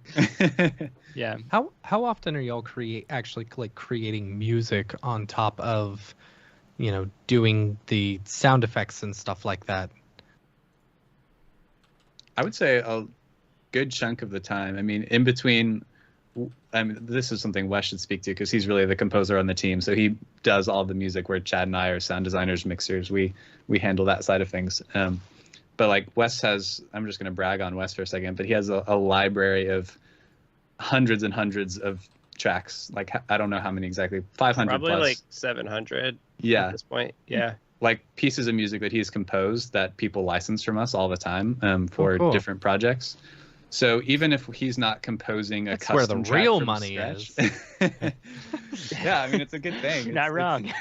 He's spent all of these years making hundreds of tracks, and it makes sense that they should not be used just once in a lot of situations. Mhm. Well, and what's it's something that's great with music, and I would imagine like with certain assets with motion graphics too, it's like something is you could use like a texture for lots of different projects or whatever. Like with music, Yeah.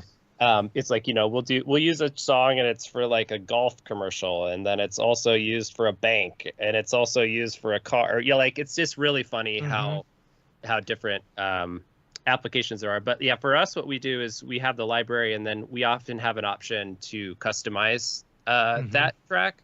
So like if someone comes to us looking for music and they might not even necessarily know if they want to license or have something original, we'll often start by pulling stuff from our own library as reference material.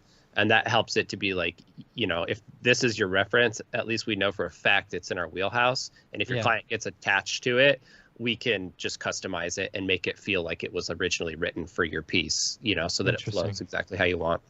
Dave and I, the company that we met, it was like their main source of income, I guess, was licensing out their jingles to like really crappy commercials, right? Yeah. And so it's interesting hearing that you would license the same thing out to multiple things, because I thought it was so weird that he would use the exact same jingle with the exact same like slogan, like That's a little weird. That is pretty weird. Yeah. That would be like Like- us when we're doing audio branding, like just repurposing audio brands.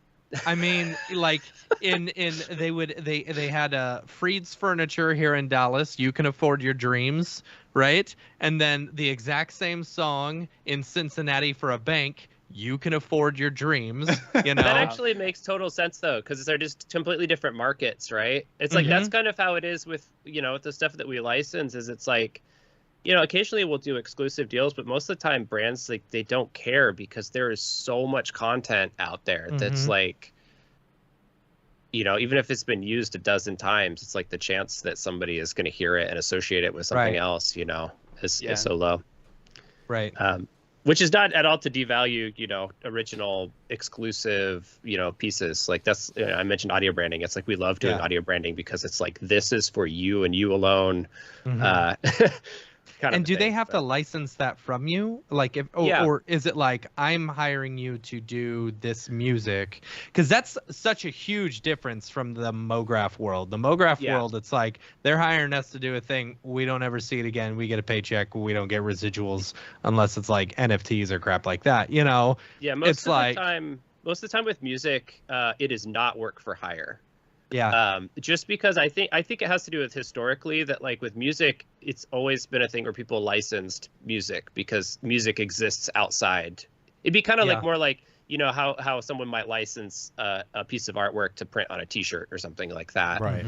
Mhm. And so that's part of our like quoting and negotiating is like understanding like the value of the piece. Like, okay, what is the usage of it? Is it going to be a TV commercial or is it just like an internal piece or whatnot? These things would probably be really familiar to someone like licensing through somewhere like the Music Bed or Marmoset, where they will give you a price depending on how you're going to use it specifically. So we do that even when we write something original. Most of the time it's non-exclusive and we will own it at the end of the project. And really, that's just a way that we can write original music for your project cheaper, because that piece of music at the end holds way more value for us. Because, I mean, one, we can license it, but also just having a body of work is so useful for us to be able to show and like to pitch with and to know like, hey, you could use this if you wanted it, you know, kind of a thing. Do you have to make sure that you're not reusing it for, you know, the same markets and stuff like that? You know? Is that like you have notes written down for each track? Don't use this in Cincinnati. Don't use this one in Dallas. Like the DMAs or whatever, right? Yeah, I mean, we've occasionally had agreements where they say like, hey, can it be exclusive for like our industry? And we go, totally, absolutely. We make a note of that. Usually we just name the file like exclusive for this thing, so we can't accidentally, you know, put it back out. But what are some other good plugins that you could Going back to recommend to plugins. some people? Yeah,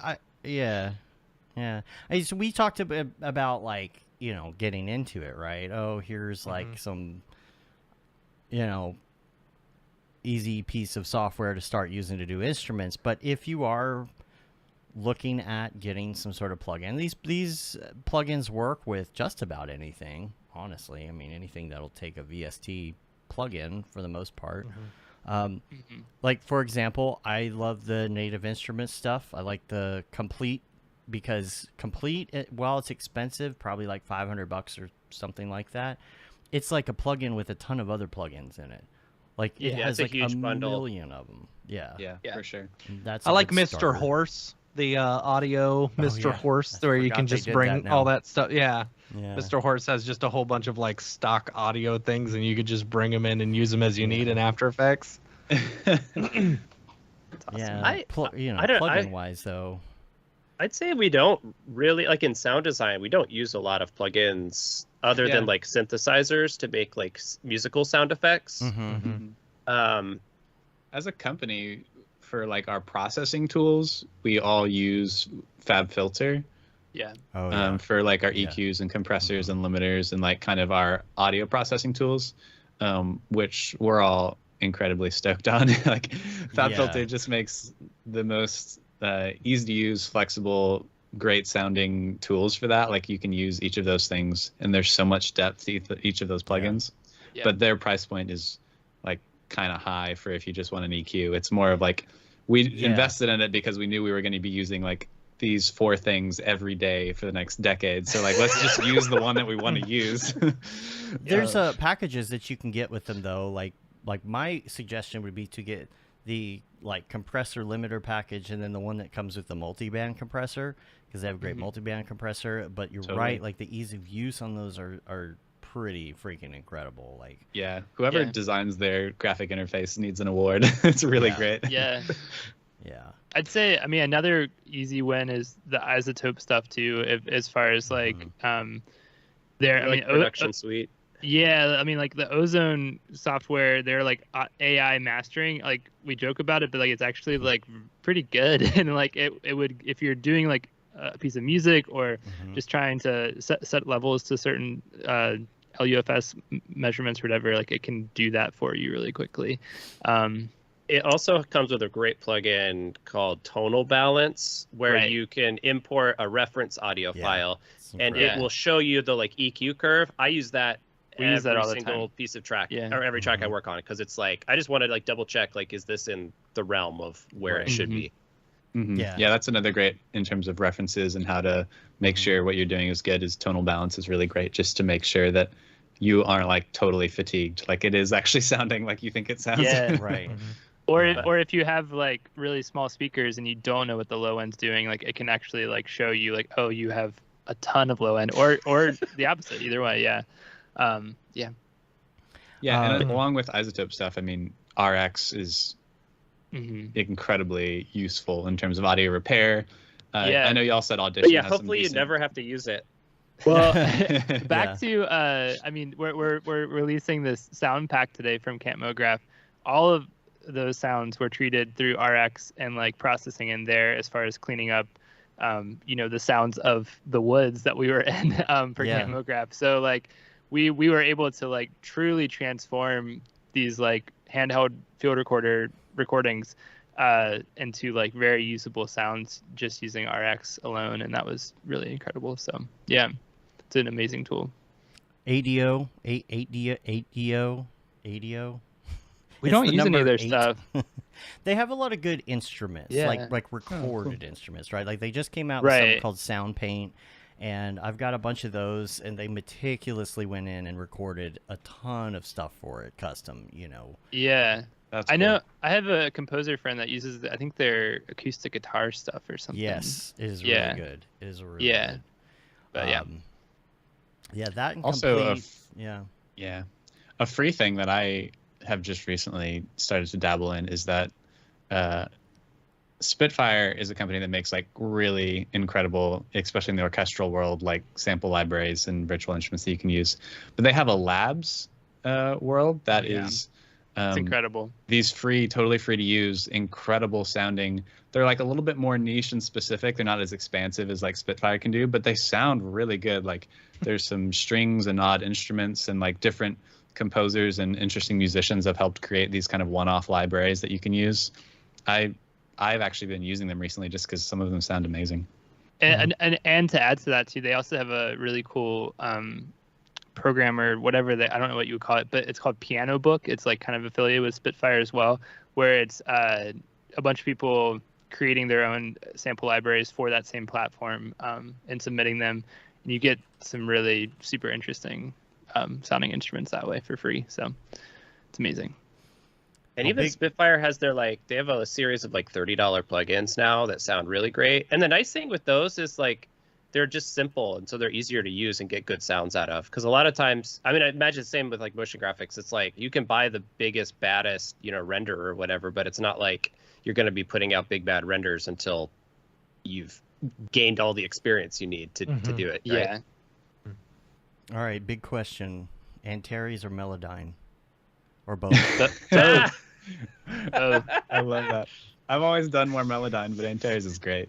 yeah, Yeah. I'd say both. They're used differently. Melodyne's like if you want a vocal to sound like really clean with the tuning, that's definitely a good way to go. Antares is like more, yeah. I mean, it has On the fly, auto tune sound. Yeah. Yeah. Little altar boy all the way. Oh, Yeah. man. Yeah. Expensive. Yeah, I have Antares. Here's the problem. I write about one song a year, and I never do anything with it, and I buy every plugin that I need to do it, no matter what, and then I love that. write it off. I really want to play with Melodyne, but I haven't purchased it yet.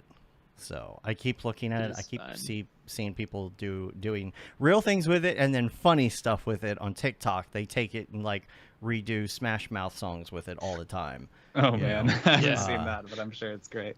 So yeah, I was kind of curious on that.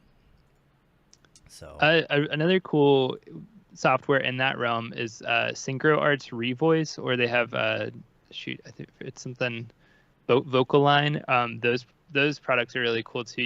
A lot of like ADR people actually who work in post will use Revoice to sync like ADR tracks or whatever to It's like Melodyne where you can actually tune stuff, but then you can also take Stretch words or something like. Yeah, well, you take like the reference dialogue from set or whatever, and it can actually like shift the dialogue into like both tonally and like pitch wise and like time wise all. Yeah, it kind of makes it fit together. It's really powerful. I've just started to mess with that as well. So that's interesting. I've seen a lot of the tonal converters too, where you could take like you load it into some AI Google thing, and you can change a flute and make it sound like a trumpet. You know? Oh wow! Oh yeah, Magenta. I think is that what that is? I forget what it's called. That machine. It's so wild. And we touched on it a little bit too, but sync licensing, like if you are getting into writing songs and you feel like you're pretty decent at it, I'm hearing that there's a good living to be made doing sync license stuff right now. Purposely making stuff that you know that is going to be useful for, television, movies, Netflix shows, documentaries. Mograph.com intro. Yeah. Yeah, I feel like I have a little experience in that area because I've been making the Mograph stuff, and it has to have like a certain formula to it to work with the promos. Yeah. But that's kind of the thing with the sync license stuff is creating stuff that you feel like people are going to use and buy. Yeah. Wes knows quite well that there's just a big difference from like creating a song for a band and then what's actually useful for video content. And like what you need when you're producing a video. Yeah, and depending on like what kind of video too, it's like I'll write music that's like, okay, this is for podcasting, and it's like the most minimal type thing. Like this is like explanatory music, and it has like this kind of story arc to it that you can cut together. And this is for news broadcast. Exactly. Yeah. Yeah, it's definitely like a different it's a different headspace than just like writing the song, so to speak. But if you know how to do it well, I mean, it's a very cool thing. And do those variations too, so that when you put it up on premiumbeat.com, you have like all the variations. They could use this when they go to commercial break. They can use this for the intro. That's always what I'm looking for when I'm trying to find like a premium beat song. It's like, how can I chop this up and use it like 10 different ways and let my $40 go to good use for that song? Yeah, because God forbid your music costs more than $40. I know. True. And this is why maybe not everyone should jump into the sync licensing realm, because a lot of that stuff is a large market for $40 songs that. Yeah, I mean, it's like doing very stock saturated. photos, or it is saturated. Yeah. I think for us, like the kind of we've fallen into is like that the library is really there more to facilitate the original like design work that we're doing. It's really unusual for us to do a project where we only provide the music and we don't mix it and don't sound design it.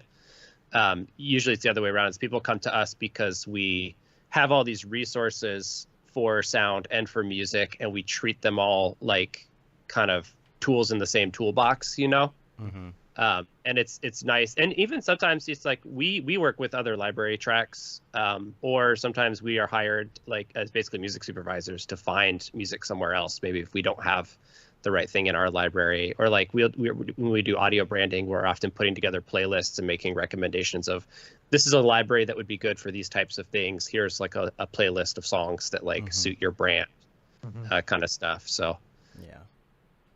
It's music sync. There's a ton of great resources out there. There's a lot of opportunities, but it's also really about finding like where you fit into that. It took me a really long time before to get repped in any libraries even, and even still, like that's really a small portion of income, just because of the way our company is positioned. Yeah, it can be a good source of income, but just like if you were going to do motion graphics and you were going to make stock stuff and sell it on Pond 5, you gotta you gotta dedicate yourself to that. You gotta put a lot of stuff out there. Because then you got Envato Elements that gives it all to you for free for like $30 a month. Right. Yeah, exactly. It's a very similar market, I imagine. Right. Yeah. Well, what say we go to the drop, Matt? Let's go into the drop. Let's do it. Let's do it. Here we go. The drop. Is this the fucking mic drop? This is exactly what I should be doing. What's up, and welcome to this week's episode of The Drop, your weekly source for all things NFT and crypto art, as well as upcoming drops by notable people in the Mograph industry. I am Matt Milstead. Joining me, as always, is Dave Koss. And joining us from Sanctus, Wes Slover, Chad Walbrick, and Trevor Richardson. Thanks for joining us, y'all. I'm really interested to hear what you think about NFTs and NFT audio NFTs. Specifically. Right. Yes. Yeah. Yes. So Feel what free we to be got, as delightful or as angry as possible. Right. What do you got in the week's drops before we get to that there? Let me get there because I was on my intro thing. Aw. All right, cool. We don't have a lot on Nifty Gateway. Nifty Gateway only had their schedules off from us, so we only have one. It's the one Right. that's going on tonight.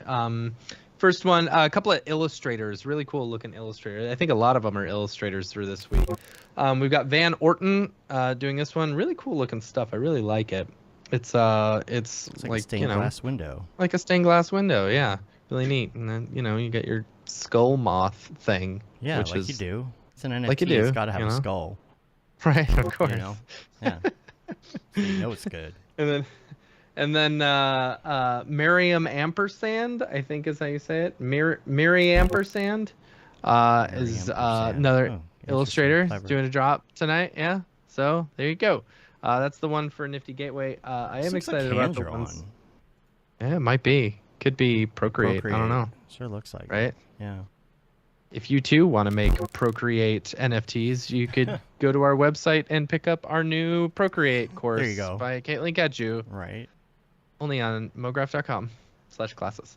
Next up in Maker's Place, Reed Zimmerman, also known as Late Night Renders, is doing a drop. This one, I really liked this one. I like the sound design for it. You guys might like the sound design. I don't think we I'm can gonna show need to the check sound that out. design, but yeah, I No. thought this one was really pretty. I like the intricacies inside the the bodies robots. and stuff like that. Yeah. Yeah, the robots are cool. They're cool robots. Come on. Full spectrum robots. Here's one thing about Maker's Place that I think is weird, and Late Night Renders actually did a good job. At the end, it's like Maker's Place makes them put this really awful generic logo at the end where it says their name and it says Maker's Place. Anyway, Oh yes. You'll I see know it what on you're some of the other saying. ones. Yeah. so that is tomorrow. That's the 12th. Late Night Renders. Next up, 413. Amir H. Falah is doing one. I really like this one. The story behind it is like they would go to all these different libraries and stuff like that, and collect things and paint like the histories and stuff. See that Oh ugly, yeah. Yeah, I know what you're saying. It's so stupid. It's so Yeah, gross. it's an ugly graphic. At least, come on, Maker's Place. You got the best artists in the world doing drops. Just get one of them to design you a Do logo, a little title Yeah. or something, yeah. right? Right. It's funny. Yeah, really cool stuff. I really like that one. And then the last one is Nadie Bremer and UNICEF. They're doing these patchwork metropolis or something like that. Straight up gives me Mary Blair vibes, who did a lot of the Disney artwork and stuff like that back in the day. Like really pretty stuff. Yeah. I think in the description it talks about how they are a Reminds me of that video game. information like organization I can't remember what the exact wording is, but it's like it's using AI in order to organize the stuff or data Oh. management or something. It's pretty neat. Yeah, neat once you look it up. Anyway, so that's it for the main drops. Yeah. Let's get into NFTs. Let's hear about the world of audio NFTs. Yeah, first Because of I'm all, sure there's a lot going on. does that Because exist? yeah, I mean, well, I think it's going to be huge. I think it's going to be huge. Once people rebrand the term NFT, and it doesn't sound so gross, right? Yeah. But a lot of artists that I know personally have done NFTs, and they always need audio with it, and they're either buying crap off a premium beat, which I'm not sure if they're allowed to, Right. yeah. or they're reaching out to actual artists like y'all, similar to y'all, and having them create original artwork for it or original sound design for their pieces. Mhm. I'd love to hear what y'all think about that. And have you about done the any NFT audio space. yet? Yeah. Who wants Don't all talk. I don't think any And of us. that's the end of the drop. Yeah. Yeah, there you go. I don't think any of us have personally done audio or have done our own NFTs or anything like that, or produced any of our own. So we don't have that firsthand experience of being in that world ourselves.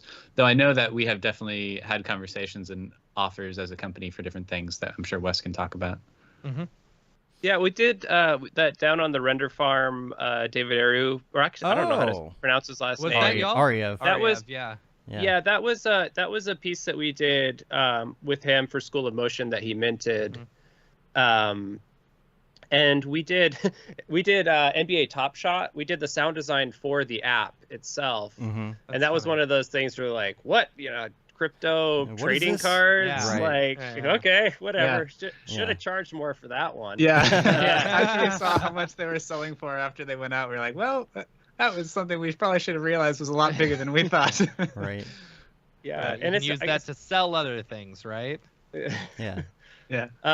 But yeah, NFTs are something that I feel conflicted about. I think there's really, really exciting, amazing stuff happening in the space, and there's also like the environmental impact of the proof of work blockchain and these kind of scams that are happening within For sure. NFTs, and I don't know. So I was just kind of at this point where I'm like, well, I'm like ambivalent enough that I just want to not do them right now, but I am really excited about the future of those, and I think that they're doing really cool stuff. Cool opportunities for artists for sure. I get Trevor, you could speak more to like the audio NFT scene because you've been following that more than I have. Yeah, and I can't say that I've followed it in depth, but I do see that there are people that are creating a lot of cool stuff. Especially, I've gotten into Touch Designer recently, which is for motion graphics people probably know what that is. Other people might not, but it's super cool. And I really enjoy. I mean, you can make sound and you can make synthesizers inside of Touch Designer. Like it is such a flexible tool that you can actually do a lot of. But in getting into that and learning it and kind of just wanting to know more about audio reactivity and visuals and that sort of thing, mostly just to be a better collaborator with people that do that, and like knowing what the possibilities of that world are, I've noticed that there's a lot of amazing artists out there that are honestly like musicians first that have taken that and made amazing Touch Designer pieces that are like this beautiful fusion of music and visuals and kind of creating these whole worlds. And I've noticed just like in that world, there's a lot of people that overlaps with, they mint them and they do NFTs, and it's awesome. I mean, I just think it's such a beautiful and cool type of art that otherwise didn't really have an outlet or like a place to really show that sort of thing, or so I think that's really my favorite thing about a lot of the NFT world is just it's drawn a lot of attention to a lot of amazing artists and art that Totally agree. there was no space for before, or like it was just too disposable before. It was just like, I mean, if you were into it, you would follow someone on Instagram or something and like see what they made and thought it was cool. But like now there's like a little bit of a platform and a place for people to like actually engage and like give it the value that it always kind of deserved, if that makes sense. Yeah. What do you think about some of these artists that are selling like an entire album as an NFT, or didn't Wu-Tang do like there's an album out there only one person owns or something? And and a lot of artists are doing it where like it gives you special like premium access to like buying tickets to the shows, or I think that the community aspect of it is very cool, like where it's like it's a key into a community versus I don't know, like I definitely I have not dabbled in NFT personally a ton. I've just started to dip my toes into buying Bitcoin and that kind of thing, and starting to get my head around that, but I do think there's a lot of cool opportunity for bands who are going on the road to have this higher income stream come from NFTs, as they're like the super fans can get access to like these community perks that are otherwise like I don't know, would be harder to monetize probably, or harder to organize. So and that's great for the artists too, because like, a lot of them don't make money off of the actual publishing. It's the concerts, ticket sales, and the merch, and all the other stuff. Well, and with music, it's just like the income streams have just like They're just continually disappeared. And like there's been, for a good while, there's been this kind of like 1,000 true fans like model of being a musician that's like, just try to have like 1,000 fans who are like completely dedicated, will buy anything, will go see you in concert. And I think NFTs are such a cool example of that, where you can be like, Right. I believe in this artist so much, I love this artist so much that I want to like have a piece of ownership in the work. Right. Right. I like that idea. I like that. That's cool. Yeah. Mhm. What do you I guys don't have think to worry about? that 'cause they sell out to work with on commercials for Right. Mograph. So What I would love to know what y'all think about the future of where you think it is going. You know, because for me, when I look at NFTs, I don't think, well, one, it's got, I always say it's got it needs a rebrand, because people think NFTs, they think the dirty environment stuff. They think, a bunch of crypto bros, they think rug pulls and stuff like that. It's got a bad rep. But I'd love to know what you guys think where it could possibly go, or what you think what it could do in the future, especially in the audio world. Cool. That's the end of the drop. Yeah, again. this is the problem of having three Right. of us on. Yeah, we don't know who to start. And go. And go. And go. Yeah. My answer's the easiest. I don't know. Yeah. Yeah, I don't know that I have forecasts for exactly how it's going to work. I don't see it disappearing. I don't see it being a thing that like, I think it's going to change over time, but I don't think it's like some people dismiss it as a thing that's happening right now, and we won't even be talking about this sort of, NFTs at all in a few years. And I don't think that that's true.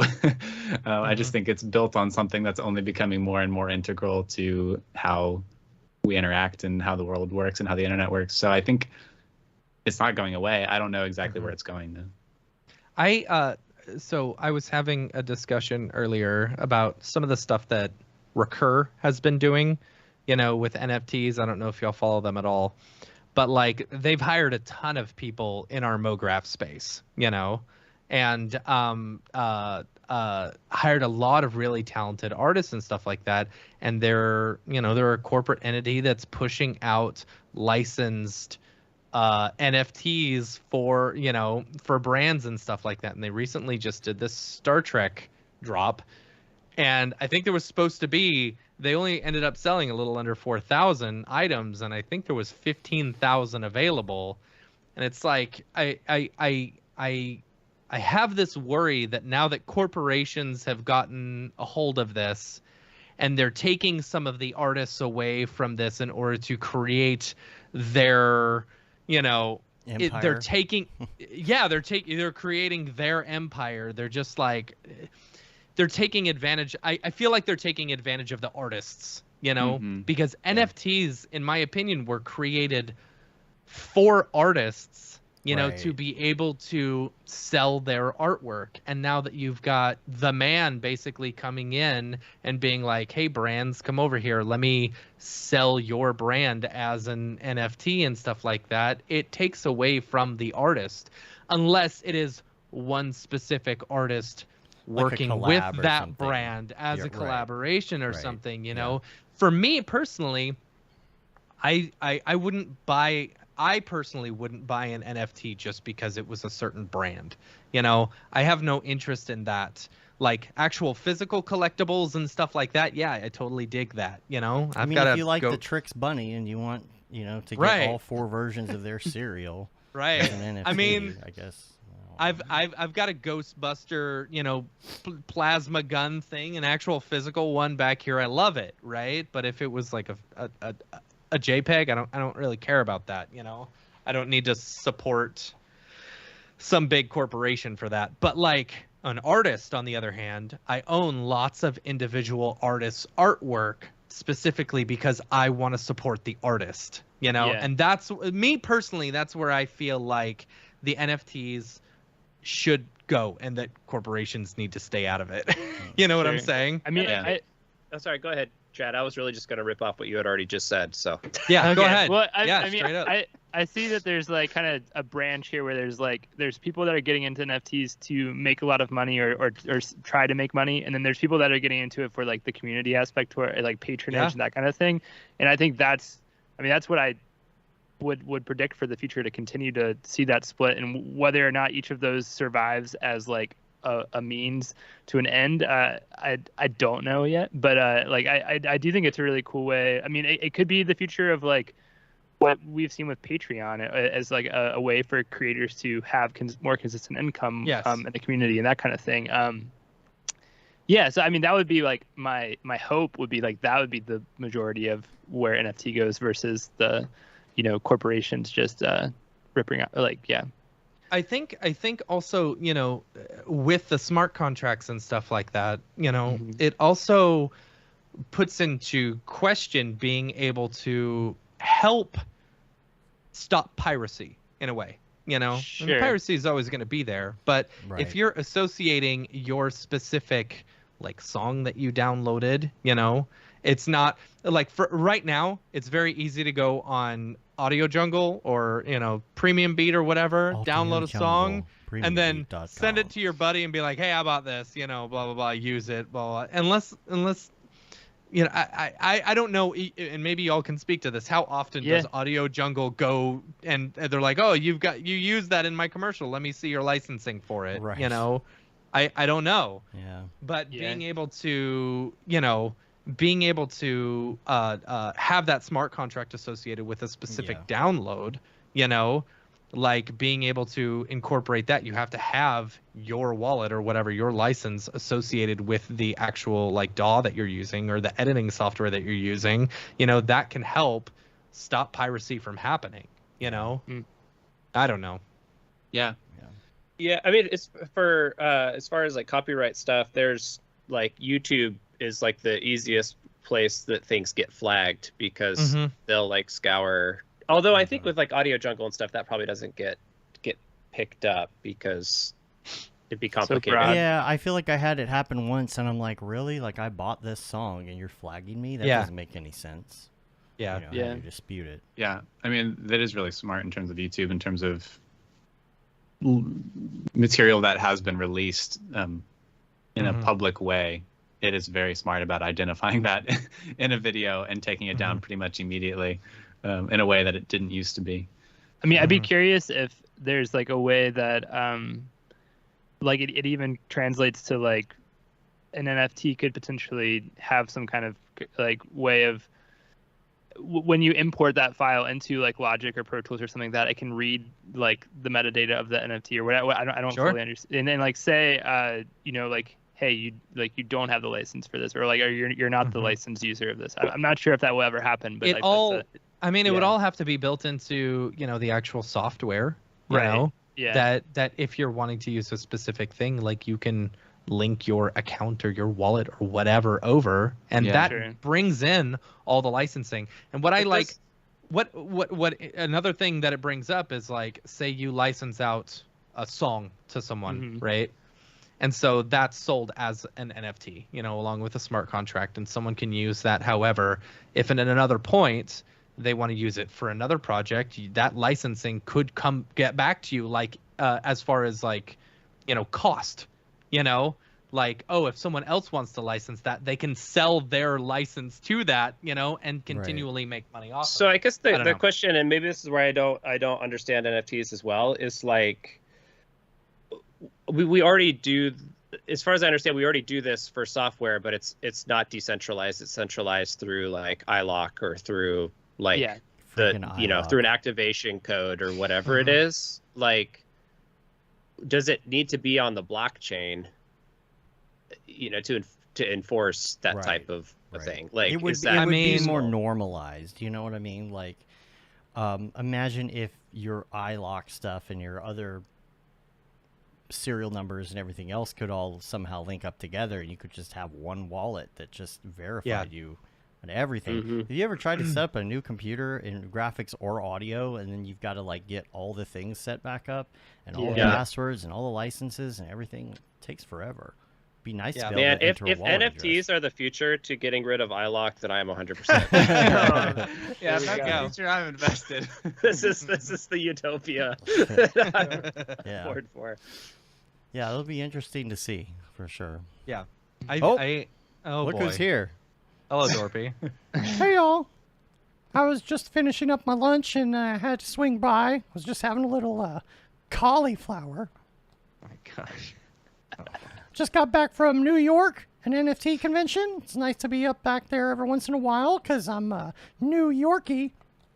Oh, no, you're not. Oh, man. You're not a Yorkie. I was hobnobbing with the K9 NFT players. You only get that kind of interaction with real life meetup these days.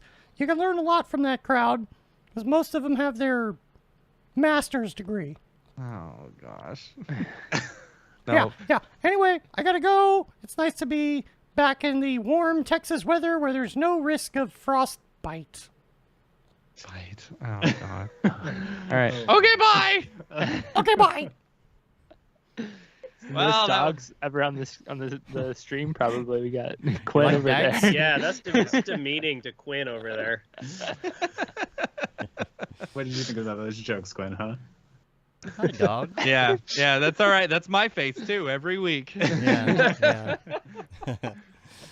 Well, Cool. if you or anyone you know has a or dropping an NFT, feel free to email us info@mograph.com. We'll show it on the show. Other than that, let's get back to the regular show. Let's do it. Drop.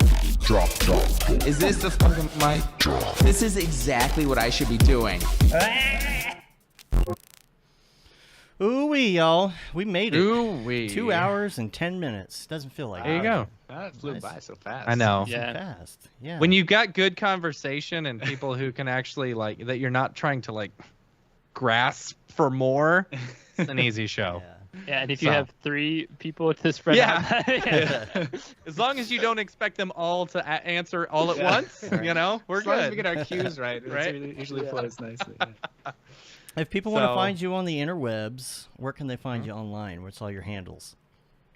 Yeah, so our website is sanctus.audio.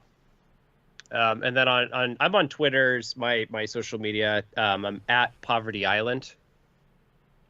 Cool. All right. And we Chad. got the company Instagram too. Yeah. Oh yeah, Company's official. on Instagram. That's at sanctus.audio Okay. Yeah. on Instagram. Any other? Yeah. I mean, I'm at Chad Walbrink on Instagram. That's my main thing. But mainly doing stuff through Sanctus's stuff, Sanctus's stuff. Yeah. I was gonna ask if you're like posting anything on there, or audio, or do you post like things you're working on, or? Sometimes, yeah. I mean, mainly on the mainly on the stories and stuff like that. I don't do a ton on the grid, but Cool. yeah. Cool. And I've got yeah. nothing interesting. I got a Twitter, but no Instagram. Twitter's just Trevor Richardson. Cool. Cool. We'll put links to all the things in the show notes. And hey, we got a newsletter, I think, going out this week, if I'm not mistaken. Sweet. I need to figure that out. I think I said that last week, honestly. Mm-hmm. I don't know. It's been a blur trying to get taxes done. Hey, next week, by the way, Chris Schmidt's going to be on. It's going to be our pre-NAB show.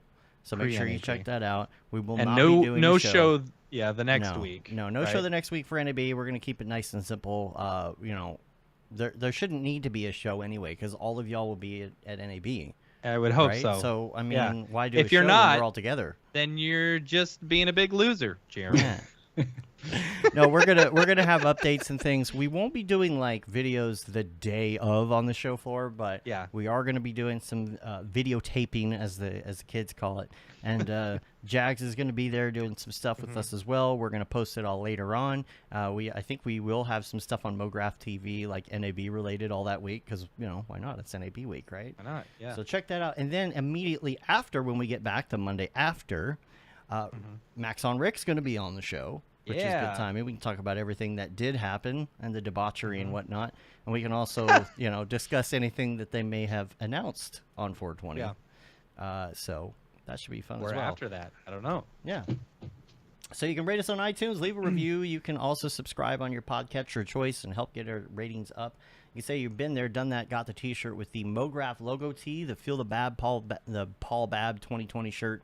All the profits from that go to Vintage. Doctors Without Borders. Vintage shirt. Classic vintage. Classic vintage. The Render Things t-shirt, hoodie, and long sleeve tee. The Mograph Blandishment shirt, and finally the That Render Is Fire shirt, which you are only allowed to wear ironically. Unless you're shams. Yeah. Yeah. And of course we're on Facebook, Instagram, YouTube, TikTok. Hi, TikTok. TikTok? Anybody still watching? There's one person watching. And Mograph.com. And of course, Mograph TV. Mograph.com/TV. Or just go to our YouTube channel. We are always live. This Always. experiment will be cut off after next March 1st if it is not successful. Maybe. So watch the channel. Yeah. Because So our if you don't watch success it, we're not going to relies continue 100% on you. It's a lot of programming every week. It is. Yeah. Pickle Nick's doing some of it now, too. So Yeah, he is. yeah. So make sure you support us on those. And yeah. So that about wraps it up. We're going to get out of here. Until next time, I'm Dave. And I'm Matt. I'm Wes. I'm Chad. I'm Trevor. That's pretty good. Have a good one. Yeah. Later, yo. Bye, y'all. Bye. All right. Stand by, y'all. Everybody can hit stop on your recording.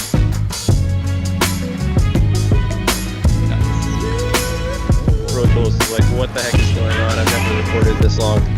Yeah.